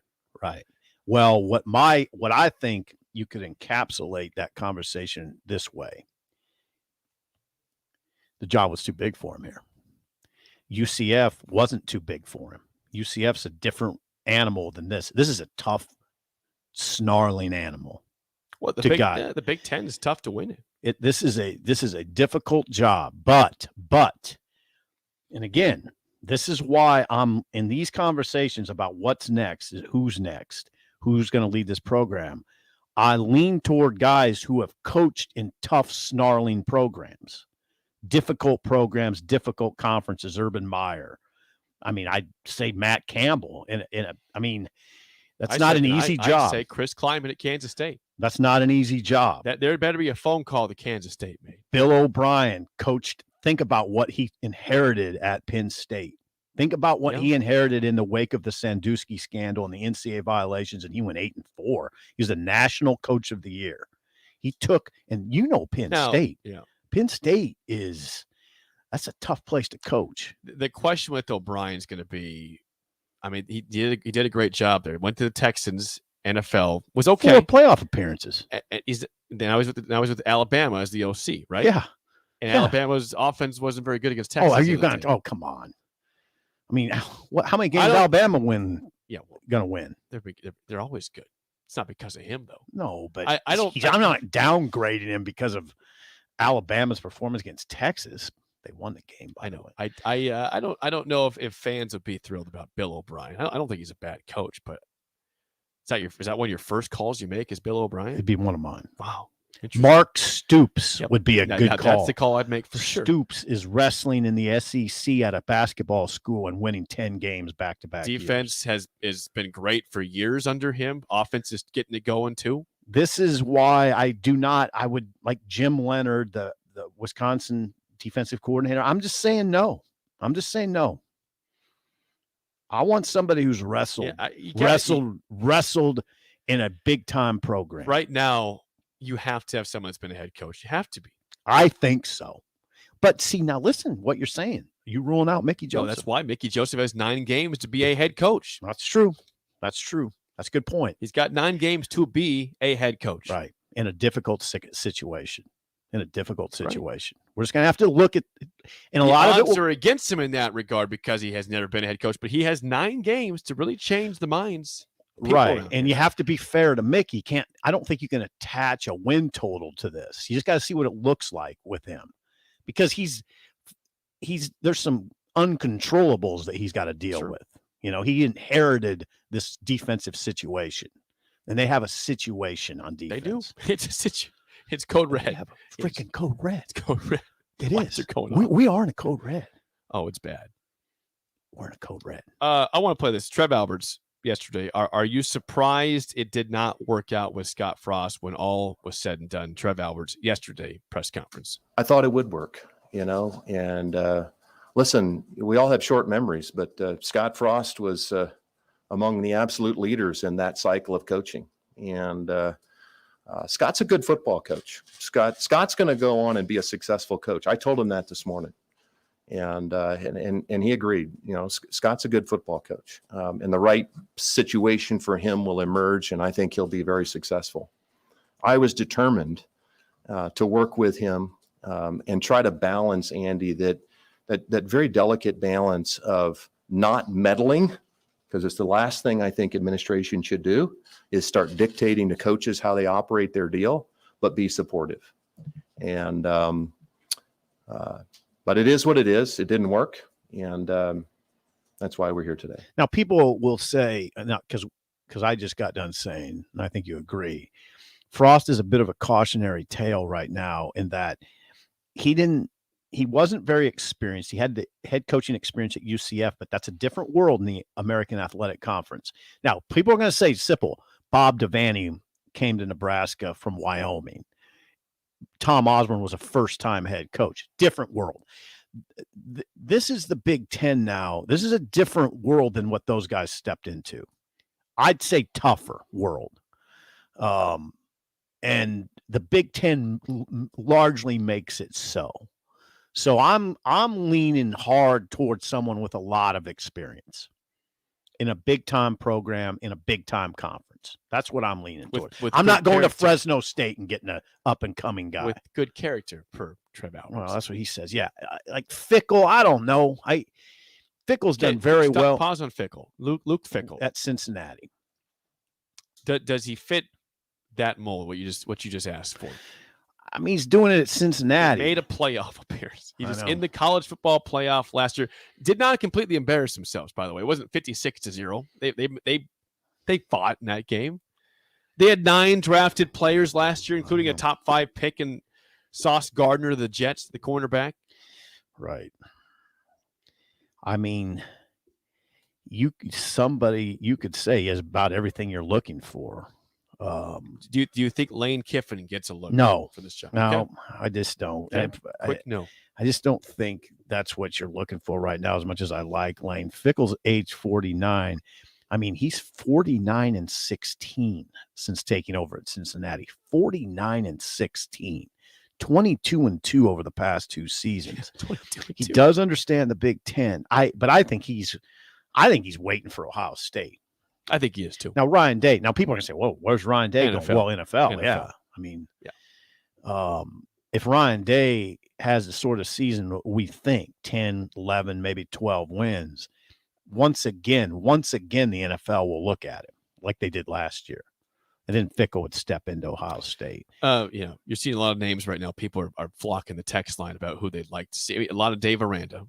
Aranda makes a lot of sense. Aranda would make a lot of sense. Obviously, a lot of Matt Campbell on the list. Campbell would make a lot of sense. I still see, like I said, I see a lot of Chris Kleiman on the list. I think he's got to have a conversation with Kleiman's not splashy. That's the thing. That's not splashy. But what does Kleiman do? Don't know if you need splashy. We I'm not talked during the that. break what Kleiman does. He has trenches. The trenches are figured out. Kansas State's offensive line is good. Mm-hmm. Their defensive line is very good. Linebackers are very good. They looked really good on Saturday. That's a physical football team. Thumpers. Kansas State would do pretty well in the Big Ten. They play right now. They play really good complementary football. They would fit pretty well in the Big Ten Conference. I think so. Right now, that team. I'd have to look at their personnel a little more closely before I say that. I mean, you have to acknowledge the fact that the Big Ten's much tougher than the Big 12. Another name before Jake. Yeah. You have to the acknowledge Big Ten it. is much tougher. Much tougher. Yeah. Do you believe there will be any sort of phone call to Kyle Whittingham at Utah? I hope so. He's not on our hot board. I love that guy. He's not on our hot board. I'm not sure on the Husker Online hot board, which is hey, by the way, if you want to see a great hot board, Robin Washut put one together. Hot board of coaches. It's really well done. Now, Whittingham's not on there. Now, I probably should have pressed for that. I don't think he's on there. I think you could probably put him on there. Oh, that would be a home run. That would be a home run. Kyle Whittingham. No, I don't think he's on there. There's guys like Dave Doran that gets overlooked at North Carolina State. Dave Clawson, Wake Forest is a name that's had success. Doesn't really do it for the fan base, but Dave Clawson's an interesting name. He's a pretty damn good coach. He is. I mean, right? Yes. I mean, Wake Forest has been a ranked team consistently the last couple of years. Oh yeah. I mean, if I were in the AD's shoes, I would look at Clawson. I would. I'd look at about 20 guys probably. I got to keep an open mind here. But Clawson, it's hard to ignore what he's done at Wake Forest. And if you watch Wake Forest, which I have, I'm always struck by wait a second, look at their receivers. I mean, those are Well, dudes. their quarterback. Yeah. Hartman's a stud. Yeah, they got dudes on that team now. Not just the receivers, but that's the position that was really striking to me a couple of years ago. Like, wait a second. Why does Nebraska not have guys that look like that? Now they do, by the way. Nebraska has recruited pretty well at that position of late. But man, Nebraska used to have those itty bitty committee receivers, and I'd look at Wake and go, why don't they look like that? Anyway, yeah, there's a lot of guys. It's gonna be fun. It's gonna be a fun little couple months here. Trying to. I don't know. It's hard to say how long this is going to last. I still think Trev might have somebody in his back pocket. And he's putting up a smoke He's not screen. going to hire him mid-season, though, right? I don't know. After the Iowa game, end of the season. Wouldn't you think? Yeah. That's why I mean, unless it's Urban Meyer. Sure. He's come not on, doing come anything. on right now, Urban. No. Let's play the game. So give us a call right now at 464-568-5. Your chance to win a business box of bagels to Bagels and Joe. Sip is red hot. I believe you're 8-1. Is that right? 8-1. Yeah, Gus? 8-1. This might be too soon. I made this game show yesterday morning before the news. The topic is college football head coaches. Okay. Yeah. So this is before I knew Scott Frost was no longer right now That's a okay. current college football head coach. Why is that a problem? That's not a problem. It's a little too soon. Think you know what schools these guys coaching? Okay. Give us a call. 464-5685. Shut up, Sipple starts right now. We've all been there. You're listening to the radio, and then that rage starts to grow inside of you. It starts to consume you. It gets to a point where you just want to yell, "Shut up, Sipple!" No, sorry. I'm sorry. Well, here's your chance. It's time to shut up, Sipple. Call now to play. 464-5685. Shut up, Sipple. Brought to you by Bagels and Joe. Even on days when we're discussing a firing of a head coach, we still play the game show because the people need it. They want it. They demand it, Sip. Yeah. So here we go. James is game. James, how do you feel about current college football head coaches? Oh, good. All right. All right, James. All right, let's get down what he said, but here we go, James. James, here's your first question. Here we go. What school is Gus Malzahn the head coach of? Oh, come on, Jake. Oh, is it Arkansas State? I'm not sure right now. All right, we'll just. 5 seconds, James. 5, 4. Let's go Arkansas State. That was a long time ago. All right, now I actually have a corner in position. Is that right? Yes. To pick it off? UCF, yeah. He's at You UCF. pick it off. Pick 6.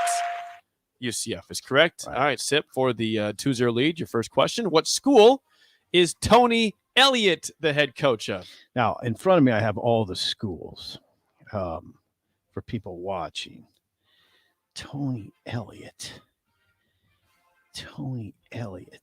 Oh, this is, I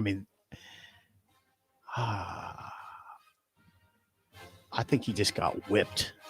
Virginia. By Illinois. 24-3, is that what the score? 24-3. That's exactly right. That's it. Hey, by the way, that gets your attention.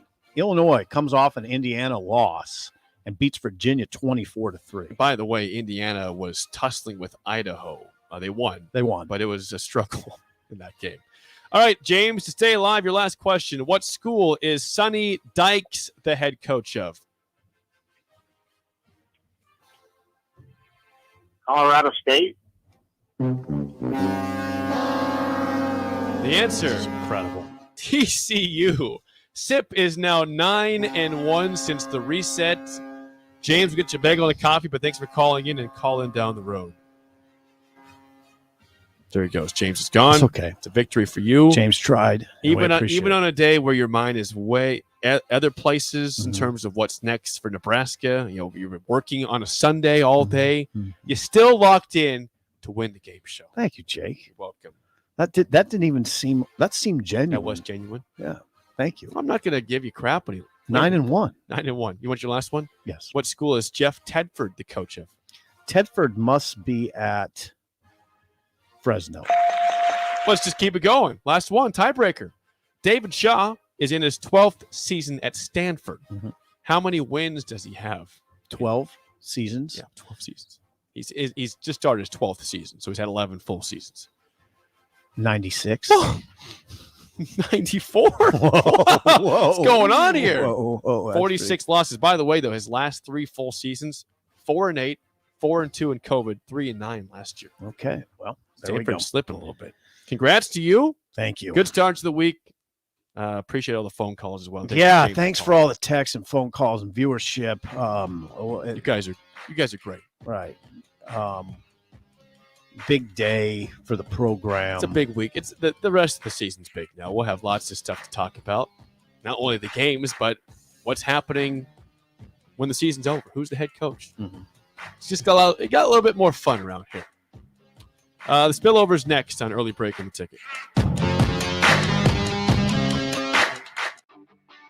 Gaina Trucking is hiring CDL Class A and B drivers.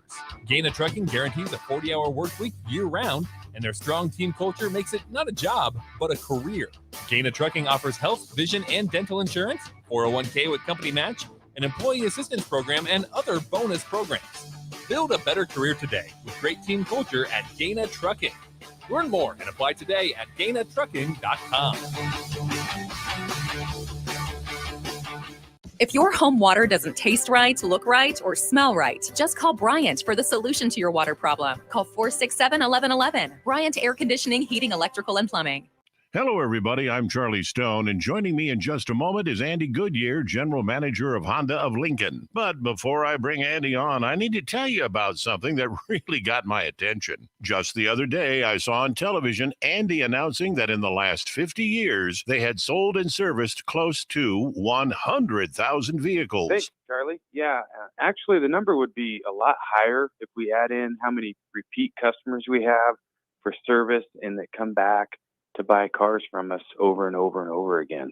Now, Andy, tell everybody about your special offer. Well, as most people know, always trade for vehicles, but now we're offering for people to come in and sell us their cars. We're ready to buy, bring it on in, whether it's a year old or a few years old, and we'll pay them cash that same day. It'll be hassle-free, and we'll do it the Honda of Lincoln way. Come experience the Honda of Lincoln way of buying cars, 27th and Yankee Hill Road, or online at hondaoflincoln.com. Tractor Supply is looking for full-time team members for their Waverly Distribution Center. Applicants can expect a 3- and 4-day work week schedule with additional overtime days with both day and night shift schedules available. Stand-up forklift and high-reach forklift experience is a plus for open positions, but they're willing to train for those without experience. At Tractor Supply, they work hard, have fun, and make money. Apply today at tractorsupply.jobs. Hey guys, Nick Sadert here, and I want to tell you about my friends at Spine and Sports Chiropractic. I experienced a herniated disc in my lower back a few years ago, and thanks to the folks at Spine and Sports, I got back to feeling 100%. At Spine and Sports, they use the active release technique, which involves the soft tissue and can alleviate headaches, shoulder pain, plantar fasciitis, and more. What I like most about the ART method is that your doctor will construct a plan that fits your needs because the technique is not a cookie-cutter approach. Allow Spine and Sports Chiropractic to help you feel better. Set up your appointment today by giving them a call at 402-261-6841. Casey's General Stores is giving away 2 tickets to each Nebraska football home game this season. To enter, just head to any Casey's General Store location in Lincoln during the football season, scan the QR code at the front counter, and fill out the online form. One winner will be chosen at random 2 days before that week's game. So head over to Casey's, stock up on all your tailgating snacks and drinks, and register to win 2 tickets to a Nebraska football game, brought to you by Casey's General Store and 93.7 The Ticket. People first is more than a nice sentiment. At American Senior Benefits, it's the mission. If you're ready for a career where you can truly put your customers' needs ahead of everything else, this is for you. American Senior Benefits is one of the leading senior market insurance product distributors in the country, and they're looking for high-energy applicants with strong communication skills. Enjoy on-the-job training, a fun work environment, and unlimited income potential. Visit asbmidwest.com to learn more. American Senior Benefits. The dog days of summer are here. Is your yard in need of a touch-up as we head into the fall season? August, September, and October are the months for aeration, and Penner Sprinkler and Lawn is the place to call to get the job done right. If you're noticing any issues with your sprinkler system through the hot summer months, they're always a call away, and they're already scheduling installs for sprinkler systems for next year and all other lawn care needs. Call Penner Sprinkler and Lawn today at 402-413-1215. Get a lot of advice about self-care these days, but one of the most important self-care steps we can take is making sure we're financially secure later in life. For small steps you can take to save for retirement, visit WeSaySaveIt.org. A message from AARP and the Ad Council. This is Lincoln's home for sports talk on the FM dial. Also online at theticketfm.com. On the internet. KNTK FM Firth, 93.7 The Ticket. This Anybody who knows me knows I was cocky out of the womb. is Early Break with Sip and Jake, brought to you by Gaina Trucking. Weekday mornings from 6 to 8 on 93.7 The Ticket and theticketfm.com.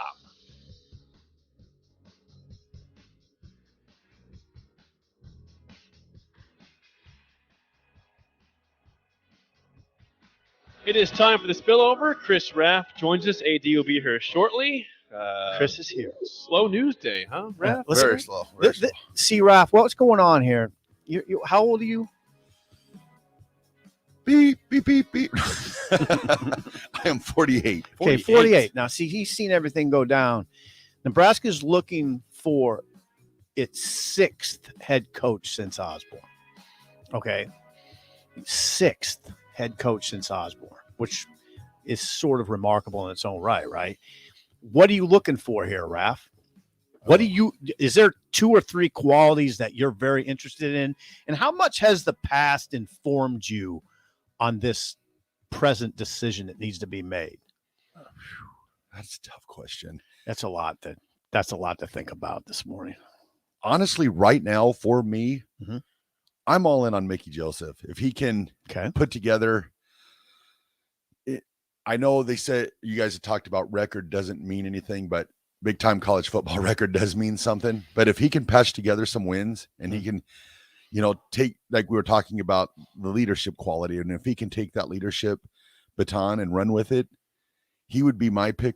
He would be my pick. Hold on. I didn't say record didn't matter, but I think you got to be fair to Mickey. Yeah, no, I understand. You got to be fair. He's inheriting a tough situation, so I don't want to attach a win-loss record necessarily to it. I'm just saying, like, if he ends up going like 2-6 or something like that, but we're like, well, but he showed great leadership qualities. I don't think that will get it done for him at Nebraska. But if he can win 3 or 4. I don't know what the threshold is. It's hard to find. I don't know what the threshold is because he's inheriting a bad defense right now.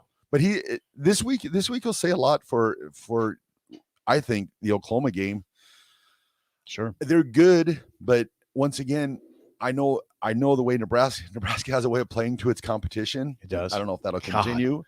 So it'll say a lot. But right now, I think if Mickey can come in there and be a leader and do his thing. Because I'm looking more than just what's happening now. We've got recruiting class that doesn't know who's going to be the head coach, and there's probably a lot of people at Nebraska right now that that Mickey recruited last year, and if we end up somehow losing him, I'm guessing we'll lose a lot of players.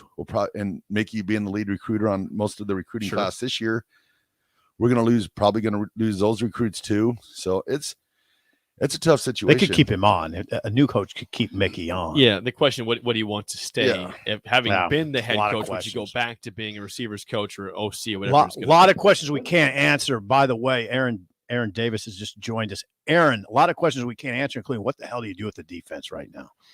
642 yards. Oh, I like that swell. I like that. Look at the fit, man. And the voice is kind of gone too, man, a little bit. Why would that be? A lot AD? of yelling on Saturday, AD? And Sunday, yes. The Steelers got to you.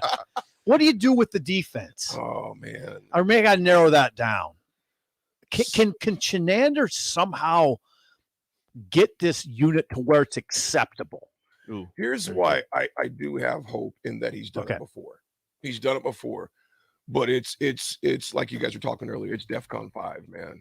It is DEFCON 5. It is. When you allow a Sunbelt team to get 642 yards on you, that was unacceptable. You saw it. It looked easy. That's no push at all. The most alarming thing to me is the ease with which Georgia Southern moved up and down the field. And Sip, the ease, and here's the reality. They threw the ball and ran the ball. Ran the ball for 233. So if we here's my thing with this. This was this was going to be a hard day. Me and Raph talked about this yesterday with the Steelers too, and me and Nick and Raph will talk about it next session. You guys have been talking about this morning.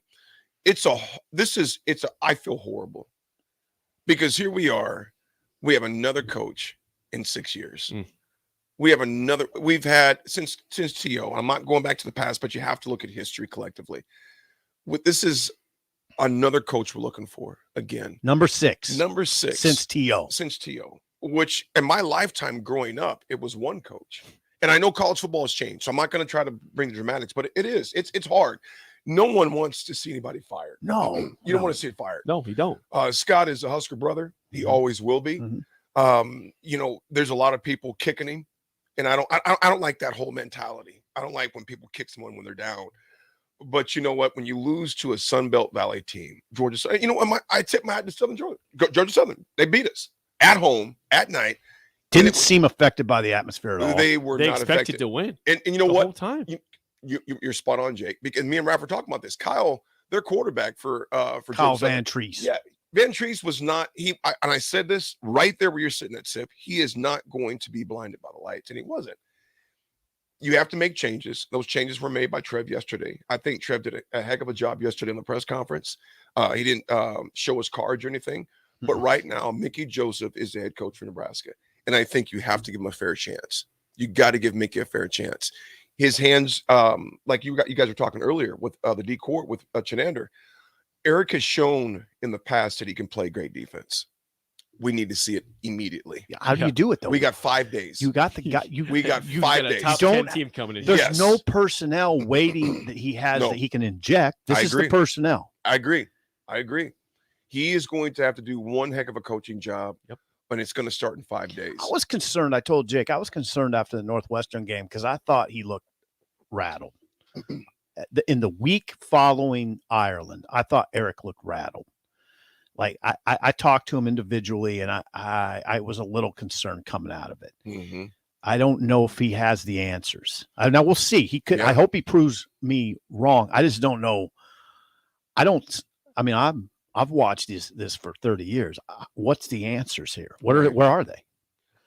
I mean, the pass rush is not what I expected it to be. Well, it's non-existent right now. It's non-existent right now. They had 56 pass attempts, no sacks again yesterday. They're not getting a guy. If we come on here, and I'm saying this to you folks listening, if we come on here and try to sugarcoat something, we lose our credibility. Nebraska fans are very astute. They're very knowledgeable. So for us to come on and try to sugarcoat something would be a disrespect for them. Yes, and we would lose credibility. Can't sugarcoat the defense. You can't sugarcoat it. I mean, 642 yards. You cannot give that up. I was astounded in the press box. I was astounded by what I was watching. So, let me ask you this: what was the feel up there on that's Saturday? a good question. The press box. Yeah, what was the feel? I think people were astounded. That's what I think. It was like dumbfounded. Yeah. How is this happening? I mean, I think most people were like me thinking, okay, eventually they're going to figure something out and get a few stops. Right? They didn't really. I mean, listen, Georgia Southern punted one time. They got the interceptions, and one was just a very poorly thrown ball by Van Treese on the flea flicker. The second one was he got hit as he threw, and Buford at the 2-yard line picks it off. So they're going for another score. They're going in for another score. They're going in for another score, and he gets picked off at the 2. And I thought the game-winning drive was too easy. I mean, convert a 4th and 3. So the crowd was in it still. God bless the fans. God bless them. They were still in it. Around. They were loud to start that drive. And I thought, okay, and they got a 4th down, right? I mean, Nebraska got them into a 4th down, which they completed with ease, right? On that kind of slant, little slant. No pressure at all. Right. He'd go a little high to catch it, right? A little bit. But it was still with ease. And you know what, you guys, you mentioned the fans. Man, they're impressive. Here we are, 4 years, and they've seen subpar performances. So that's just reality. I mean, we can't sugarcoat this. And for them to still show up and show out like they did is impressive. I think it's incredible. It's incredible. I don't know another school in the country. There's not one. that would have this. I don't know if there's an organization in the world that would No. Soccer, NBA, whatever. Nothing. I mean, he was 16 and 31, and it's been rough. And there they were again. And it's not like a crowd that's spread out. It's sort of packed. No, it was pretty much packed. You guys seen the K-State Missouri game? K-State did. I mean, there were people. There were numerous seats open at K-State. And they're playing their border rival. Yeah, they're pretty good. K-State's pretty good. K-State is a dang good football team. You know, and here they don't. Now, there was some rain there, to be fair. They had rain. There was rain. They had rain, but they had patches of open seats. And here we are in Nebraska, and those folks are still selling out like crazy. And they frankly deserve more than they're getting. They do. They do. And you know what? Like I said, it sucks. I hate it. There's a lot of people, you know, you look online, social media, the different chaos that's going on there right now. But it's like, you know what? I don't like seeing the Husker brother gone. I don't like seeing, whether he's a Husker brother or not, regardless, I don't like seeing the carousel of coaches we've had since T.O. I don't like it. It sucks. Yeah. You can't build a culture that way. You want continuity because that means you're doing something good. Yeah. Now, chaos is fun once in a while, but there's been way too much chaos at Nebraska for Way too 22 much. years now. Way too much. Raph. Oh, I just going back to that. It's like nobody wanted Scott Frost to work out. I know for me personally, I wanted it to work out. I wanted it to be like Tom Osborne and go for 25 years Absolutely. and do his thing. But then I know there's a lot of people out there like, well, we just can't continue to fire coaches because we got to have stability. But the problem that I was looking at just this morning was I wanted to go back over the past 5 years and look at the coaches that have been fired from their schools. What were their records like and stuff like that? Was really no other coach that even made it 5 years with the record that Scott had. Right. Most of these coaches were being let go after year 2, year 3 with close to a 500 record. We're not even close to a 500 record. And I think at the end of the day, you always got to go back. Big time college football, you've got to win games. And it sucks. You know who understands that? Scott Frost. Yeah. Scott Frost, what I really give him credit for is he took a lot of criticism and never really pushed back because he knew. And I know Scott, this is not like people would say, Sip, if he just gets to 6-6, maybe he'll be okay. Frost didn't want 6-6. No, he didn't. No. He's a competitor. Yeah, He's a competitor. Thank you, Aaron. That's exactly right. Those coaches over there they wouldn't have been happy with 6-6. No. Scott understands what's going on here. Mm-hmm. He knows he didn't win at a high enough Right. level. He took the criticism because he knew he deserved it. Right. And he's that way. I Right. mean, he's a grown man and he expected better results. Right. I feel bad for him, but he understands this. I mean, it's a tough situation, but not as tough as it could be. There's not a divided fan base now. There's not some divided. I agree. There's some division, but Not I a think, lot. I think even the ones that are upset understand. They have to You understand. got it. I mean, come Yeah. on. 16-31. Yeah. You just lost to a Sun Belt team that's had almost 700 yards of offense. You get it. Right. You might not like it, but you get it. He got a fair shake. I mean, wouldn't you say Scott got a Yes, fair you got shake? a fair shake. You kidding me? Yeah. You got the fairest shake ever. If Scott, Jake, what you just said, fans do understand it, and the ones who don't get it. But he got a fair shake for sure. He did. I mean, you got 4 years, actually 5 and 3 games, and then you lose to a Sun Belt team. At the end of the day, it's a business. Well, it is a business. If we're on here on this show, Nick, right out, listen to. If we're here stinking it up, if it's a mess there's every day, no way that DP is keeping it. You can't. It's a business decision. Yeah, it's a business decision because eventually, when I brought up K-State, Missouri, Memorial State becomes like that. You start, and because the fans speak with their wallets. Oh, and that's what I think Trev had to think about that. I mean, he had to think about that Saturday night. Yes. Because if there's no shows in the coming weeks, if Scott's still in place and there's no shows, that money adds up fast. Real quick. Concessions, everything. Oh, yeah. I mean, that you can get to millions of dollars pretty quickly. Oh, yeah. And it impacts, and what you just said, Sip, millions of dollars pretty quickly. It impacts the entire state. Oh, yeah. In particular, Lincoln, when people don't show up, those are butts that are no longer in hotels, those concessions, those parking. Restaurants, It is bars, restaurants, bars. It is a huge consortium of loss. And it's sad. Like I said, this is not a good day. No. It's not a good day. It sucks. Yeah. You know, the past couple of days have sucked. It's just hard. But It's hard. what it does though is we talked about this cloud that was over the season. That this whole Scott Frost conversation was not going away, and now it's away. Now Right. now you get a 9-game schedule, basically the first 3 out the window. You're 1 and Right. 2.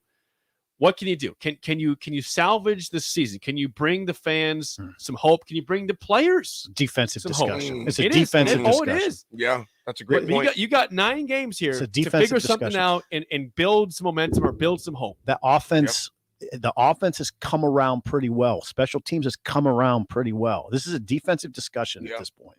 Raph, what do you got on there? What are you seeing, Raph? Oh, I was just kind of glancing through the. Well, no news. Glancing through the texts. What do we got on there? Bill O'Brien is a name that some people like here. Sip, you mentioned that one. Well, I think O'Brien. Bill. No, like I said, it's Mickey Joseph's job right now until it's not his job anymore. I'm not. Listen, I'm not coming on the air today and saying they should hire Bill O'Brien. I'm not doing that. But you like Bill O'Brien. But I look at him Was because that of what he did at Penn State. Yeah, he did what he did at Penn State Under under the those circumstances. That, and I know people who know Bill, and what I like about him too is he has the stomach for this place. He's a tough guy. He's coached in a big program. He's coached in the NFL. I just go to his toughness. He's a tough dude that could handle this place. This place is not easy. No, a lot of media. It's a monster. Yeah, it's a thank you, monster. Aaron. Yeah, we think a lot alike. This place is a tough job. A lot of media, a lot of fans scrutiny, a lot of expectations. But he's the type of guy that can handle it. Yeah. And there's others. Yeah. Trust me, there's others. But O'Brien is very, very interesting to me right now because of his Big Ten experience, his NFL experience, and his personality. Yeah. Yeah. What do you guys, there's been a lot of talk about replacement coaches. You hear Urban Meyer coming up. Yeah. Urban. Which I'm not even going to get into that. I'm not even going to do that. What do you mean? We can't bring it up and not get into it. Come on. Adrian. Yeah. What are you not going to get into? I'm just. So, Trev Trev wants a high character guy. Trev, Number one. first quality. First quality, he Number said. one. Yeah. I think I thought that maybe ruled out Urban Meyer. I think it has to. I really think it has to. I'm not going to judge anybody, but I'm going by the body of work, what took place in Jacksonville, what took place at Florida. Now, granted, the guy's a winner. He won. I know. He won. You can't deny that. The guy won And a lot. he would win here. He would win. But it's to me, it's like, what are you sacrificing then? You better take a lot of the things down at the stadium talking about in honor of the deed and all the rest of that stuff. Because to me, right now, I'm not even thinking about Urban Meyer. I'm not thinking about anybody else. I'm thinking this job right now, Mickey's got 9 games. For right now, 9 games. And I want him to do well. I wanted Scott to do well, but that's neither here or there right now. That's gone. Yeah. I want Mickey to do well. But as you mentioned, Jake and Sip, we got to fix it on defense. Because anything that we're talking about right now, if it's not fixed on defense right now, we're in trouble. We got to fix the defense. And how does Mickey do? You can't. Yeah, I don't know what he can When do. you're judging Mickey's body of work over the next 9 games, that's not his deal, right? It's not. But I think it also can assert himself into making whatever change need to be made because 642 yards. Dude, think about this, you guys. We have not seen a team yet this year. Now, I grant it's a young season. It's 3 games in. We haven't seen the caliber of talent we're going to see on Saturday. Oh, yeah. And it's coming in 5 days. Oklahoma is the truth. Seeing that Nebraska gave up almost 650 yards of offense. Yeah, you think about the games. You think about the games. Northwestern put 528 on and moved it. Yep. Really looked like they shocked Nebraska. Right. North Dakota at times moved it a little too easily for anybody's How life. many yards did North Dakota have on us? Hold on, I'll look at that. Oh, Look that it up. was just over 300. I- It wasn't crazy. It wasn't a lot. Yeah, it was just over 300. It was over 300. But we think about this. That game was But they not ran the ball at decided. ease. It wasn't exactly, Jake. They ran the ball at ease. It was not decided until mid-4th quarter. 6.5 minutes to go. It took until 6.5 minutes to In go the for fourth Nebraska to subdue them. Exactly. Yeah. There you go, Sid. Against a subpar Spot FCS on. school. That's It's spot not, on. It's not North Dakota State. It's a No. subpar FCS team. Right. Hey, now listen. North Dakota ran for 175 yards, 5.3 a carry. And they made a 5.3. 60-some yard 5.3. run untouched for a while, right? Yeah, and the quarterback, Tommy Schuster, was 24 of 37. Now only for 131. But it was efficient. He was efficient. They moved the ball. The defense has not really had many good moments at all. Right, Raph? No sacks. No, Is that- they am I had inaccurate? the strip sack It's of true. Garrett Nelson against North Dakota was their best moment so far. Besides the 2 picks against Georgia Southern, which didn't even matter because it was already too terrible. One of them was just a horrible throw. It was. I give Buford credit. Don't get me wrong. I'm not taking credit away from Marquise. He was in position, made 2 good plays. But the first one, the flea flicker, was just a terrible pass. Nebraska caught a break. Right. I mean, Second one was a good hit by Nelson. Yeah, and Nelson. And a good play yeah. turnaround by Buford. One hand that thing. I feel bad for those kids because they're in a tough spot. Oh man, Sip, you bring up a great point. The kids. I mean, Raph, think about this. If you're Mickey right now, how do you bring the fold? How do you bring a ball back to the fold, man? I'm glad he's doing this. I don't know. I'm glad it ain't us, man. Yeah, there's tension. That's tough. I think you just, like Trev said, you just got to get back to your fundamentals. I mean, you've got to get, like, a lot of these plays on Saturday night where they were having the big gashes. Yeah. It was our linebackers are Out of position. We had two linebackers in the same hole, and then the other hole there was no one there. So you're gonna go back to that. Another thing is maybe with the defense being in the situation that it's in, let's just try to make teams one-dimensional. So if it that's a good point. That's what if it means George Darlington was saying that at halftime. Yeah. If we need to make a team one-dimensional, pull safety down, put them into the box. Yeah. And good point, and go that avenue. That numbers game. Yeah. George kept saying at halftime, George Darlington, a former Nebraska secondary coach, exactly what you said. We have to stop something. Start with the run. Make it a numbers game where you're committing numbers to the run game. Then take your chances from there. You got to stop something. They weren't stopping anything. That was going through. That was what was going through my head. That's a good point. Can't I be was bad like, at both sides. Say, make it a numbers game. Right. There might be a possibility. Yeah, there's going to be a chance you might have a receiver open downfield, but I'm going to take my chances and make the game one-dimensional. That's a good. I like that. That's a good point. I wonder what Eric would say to that. I don't know. Well, but you got to think about these kids. You got to come up with some answers for them. You really They're do. looking for answers right now. And that division that Scott said we can't have can be real. I saw it last year after the Michigan State game. I was riding down the elevator with one of the, I'll just say a defensive player. And I was struck by this. This is a tough dude I was running down the elevator with too. Tough defensive black shirt. And man, he was pissed at that punter that blew that game at Michigan State. Yeah. And it hit me like, hey, it can get rough. Yes, it can. Because he had some rough words. Yeah. And you don't know what that's like in the locker room right now. I mean, that could be a little rough. Yes. It could be. And if it is, I understand. Right. Absolutely. I mean, absolutely. They're competitors. Yeah, the They're kids competitors. Tough. They got to this point because they're tough competitors. So that's it. All right, we will pass off the baton to Raph and AD for the drive. For Steve Sipple, I am Jake Sorensen. See you. Introducing the Planet Fitness Guide to getting that post-workout glow. Step 1. What's your why? More epic energy? Better sleep? Blow off steam?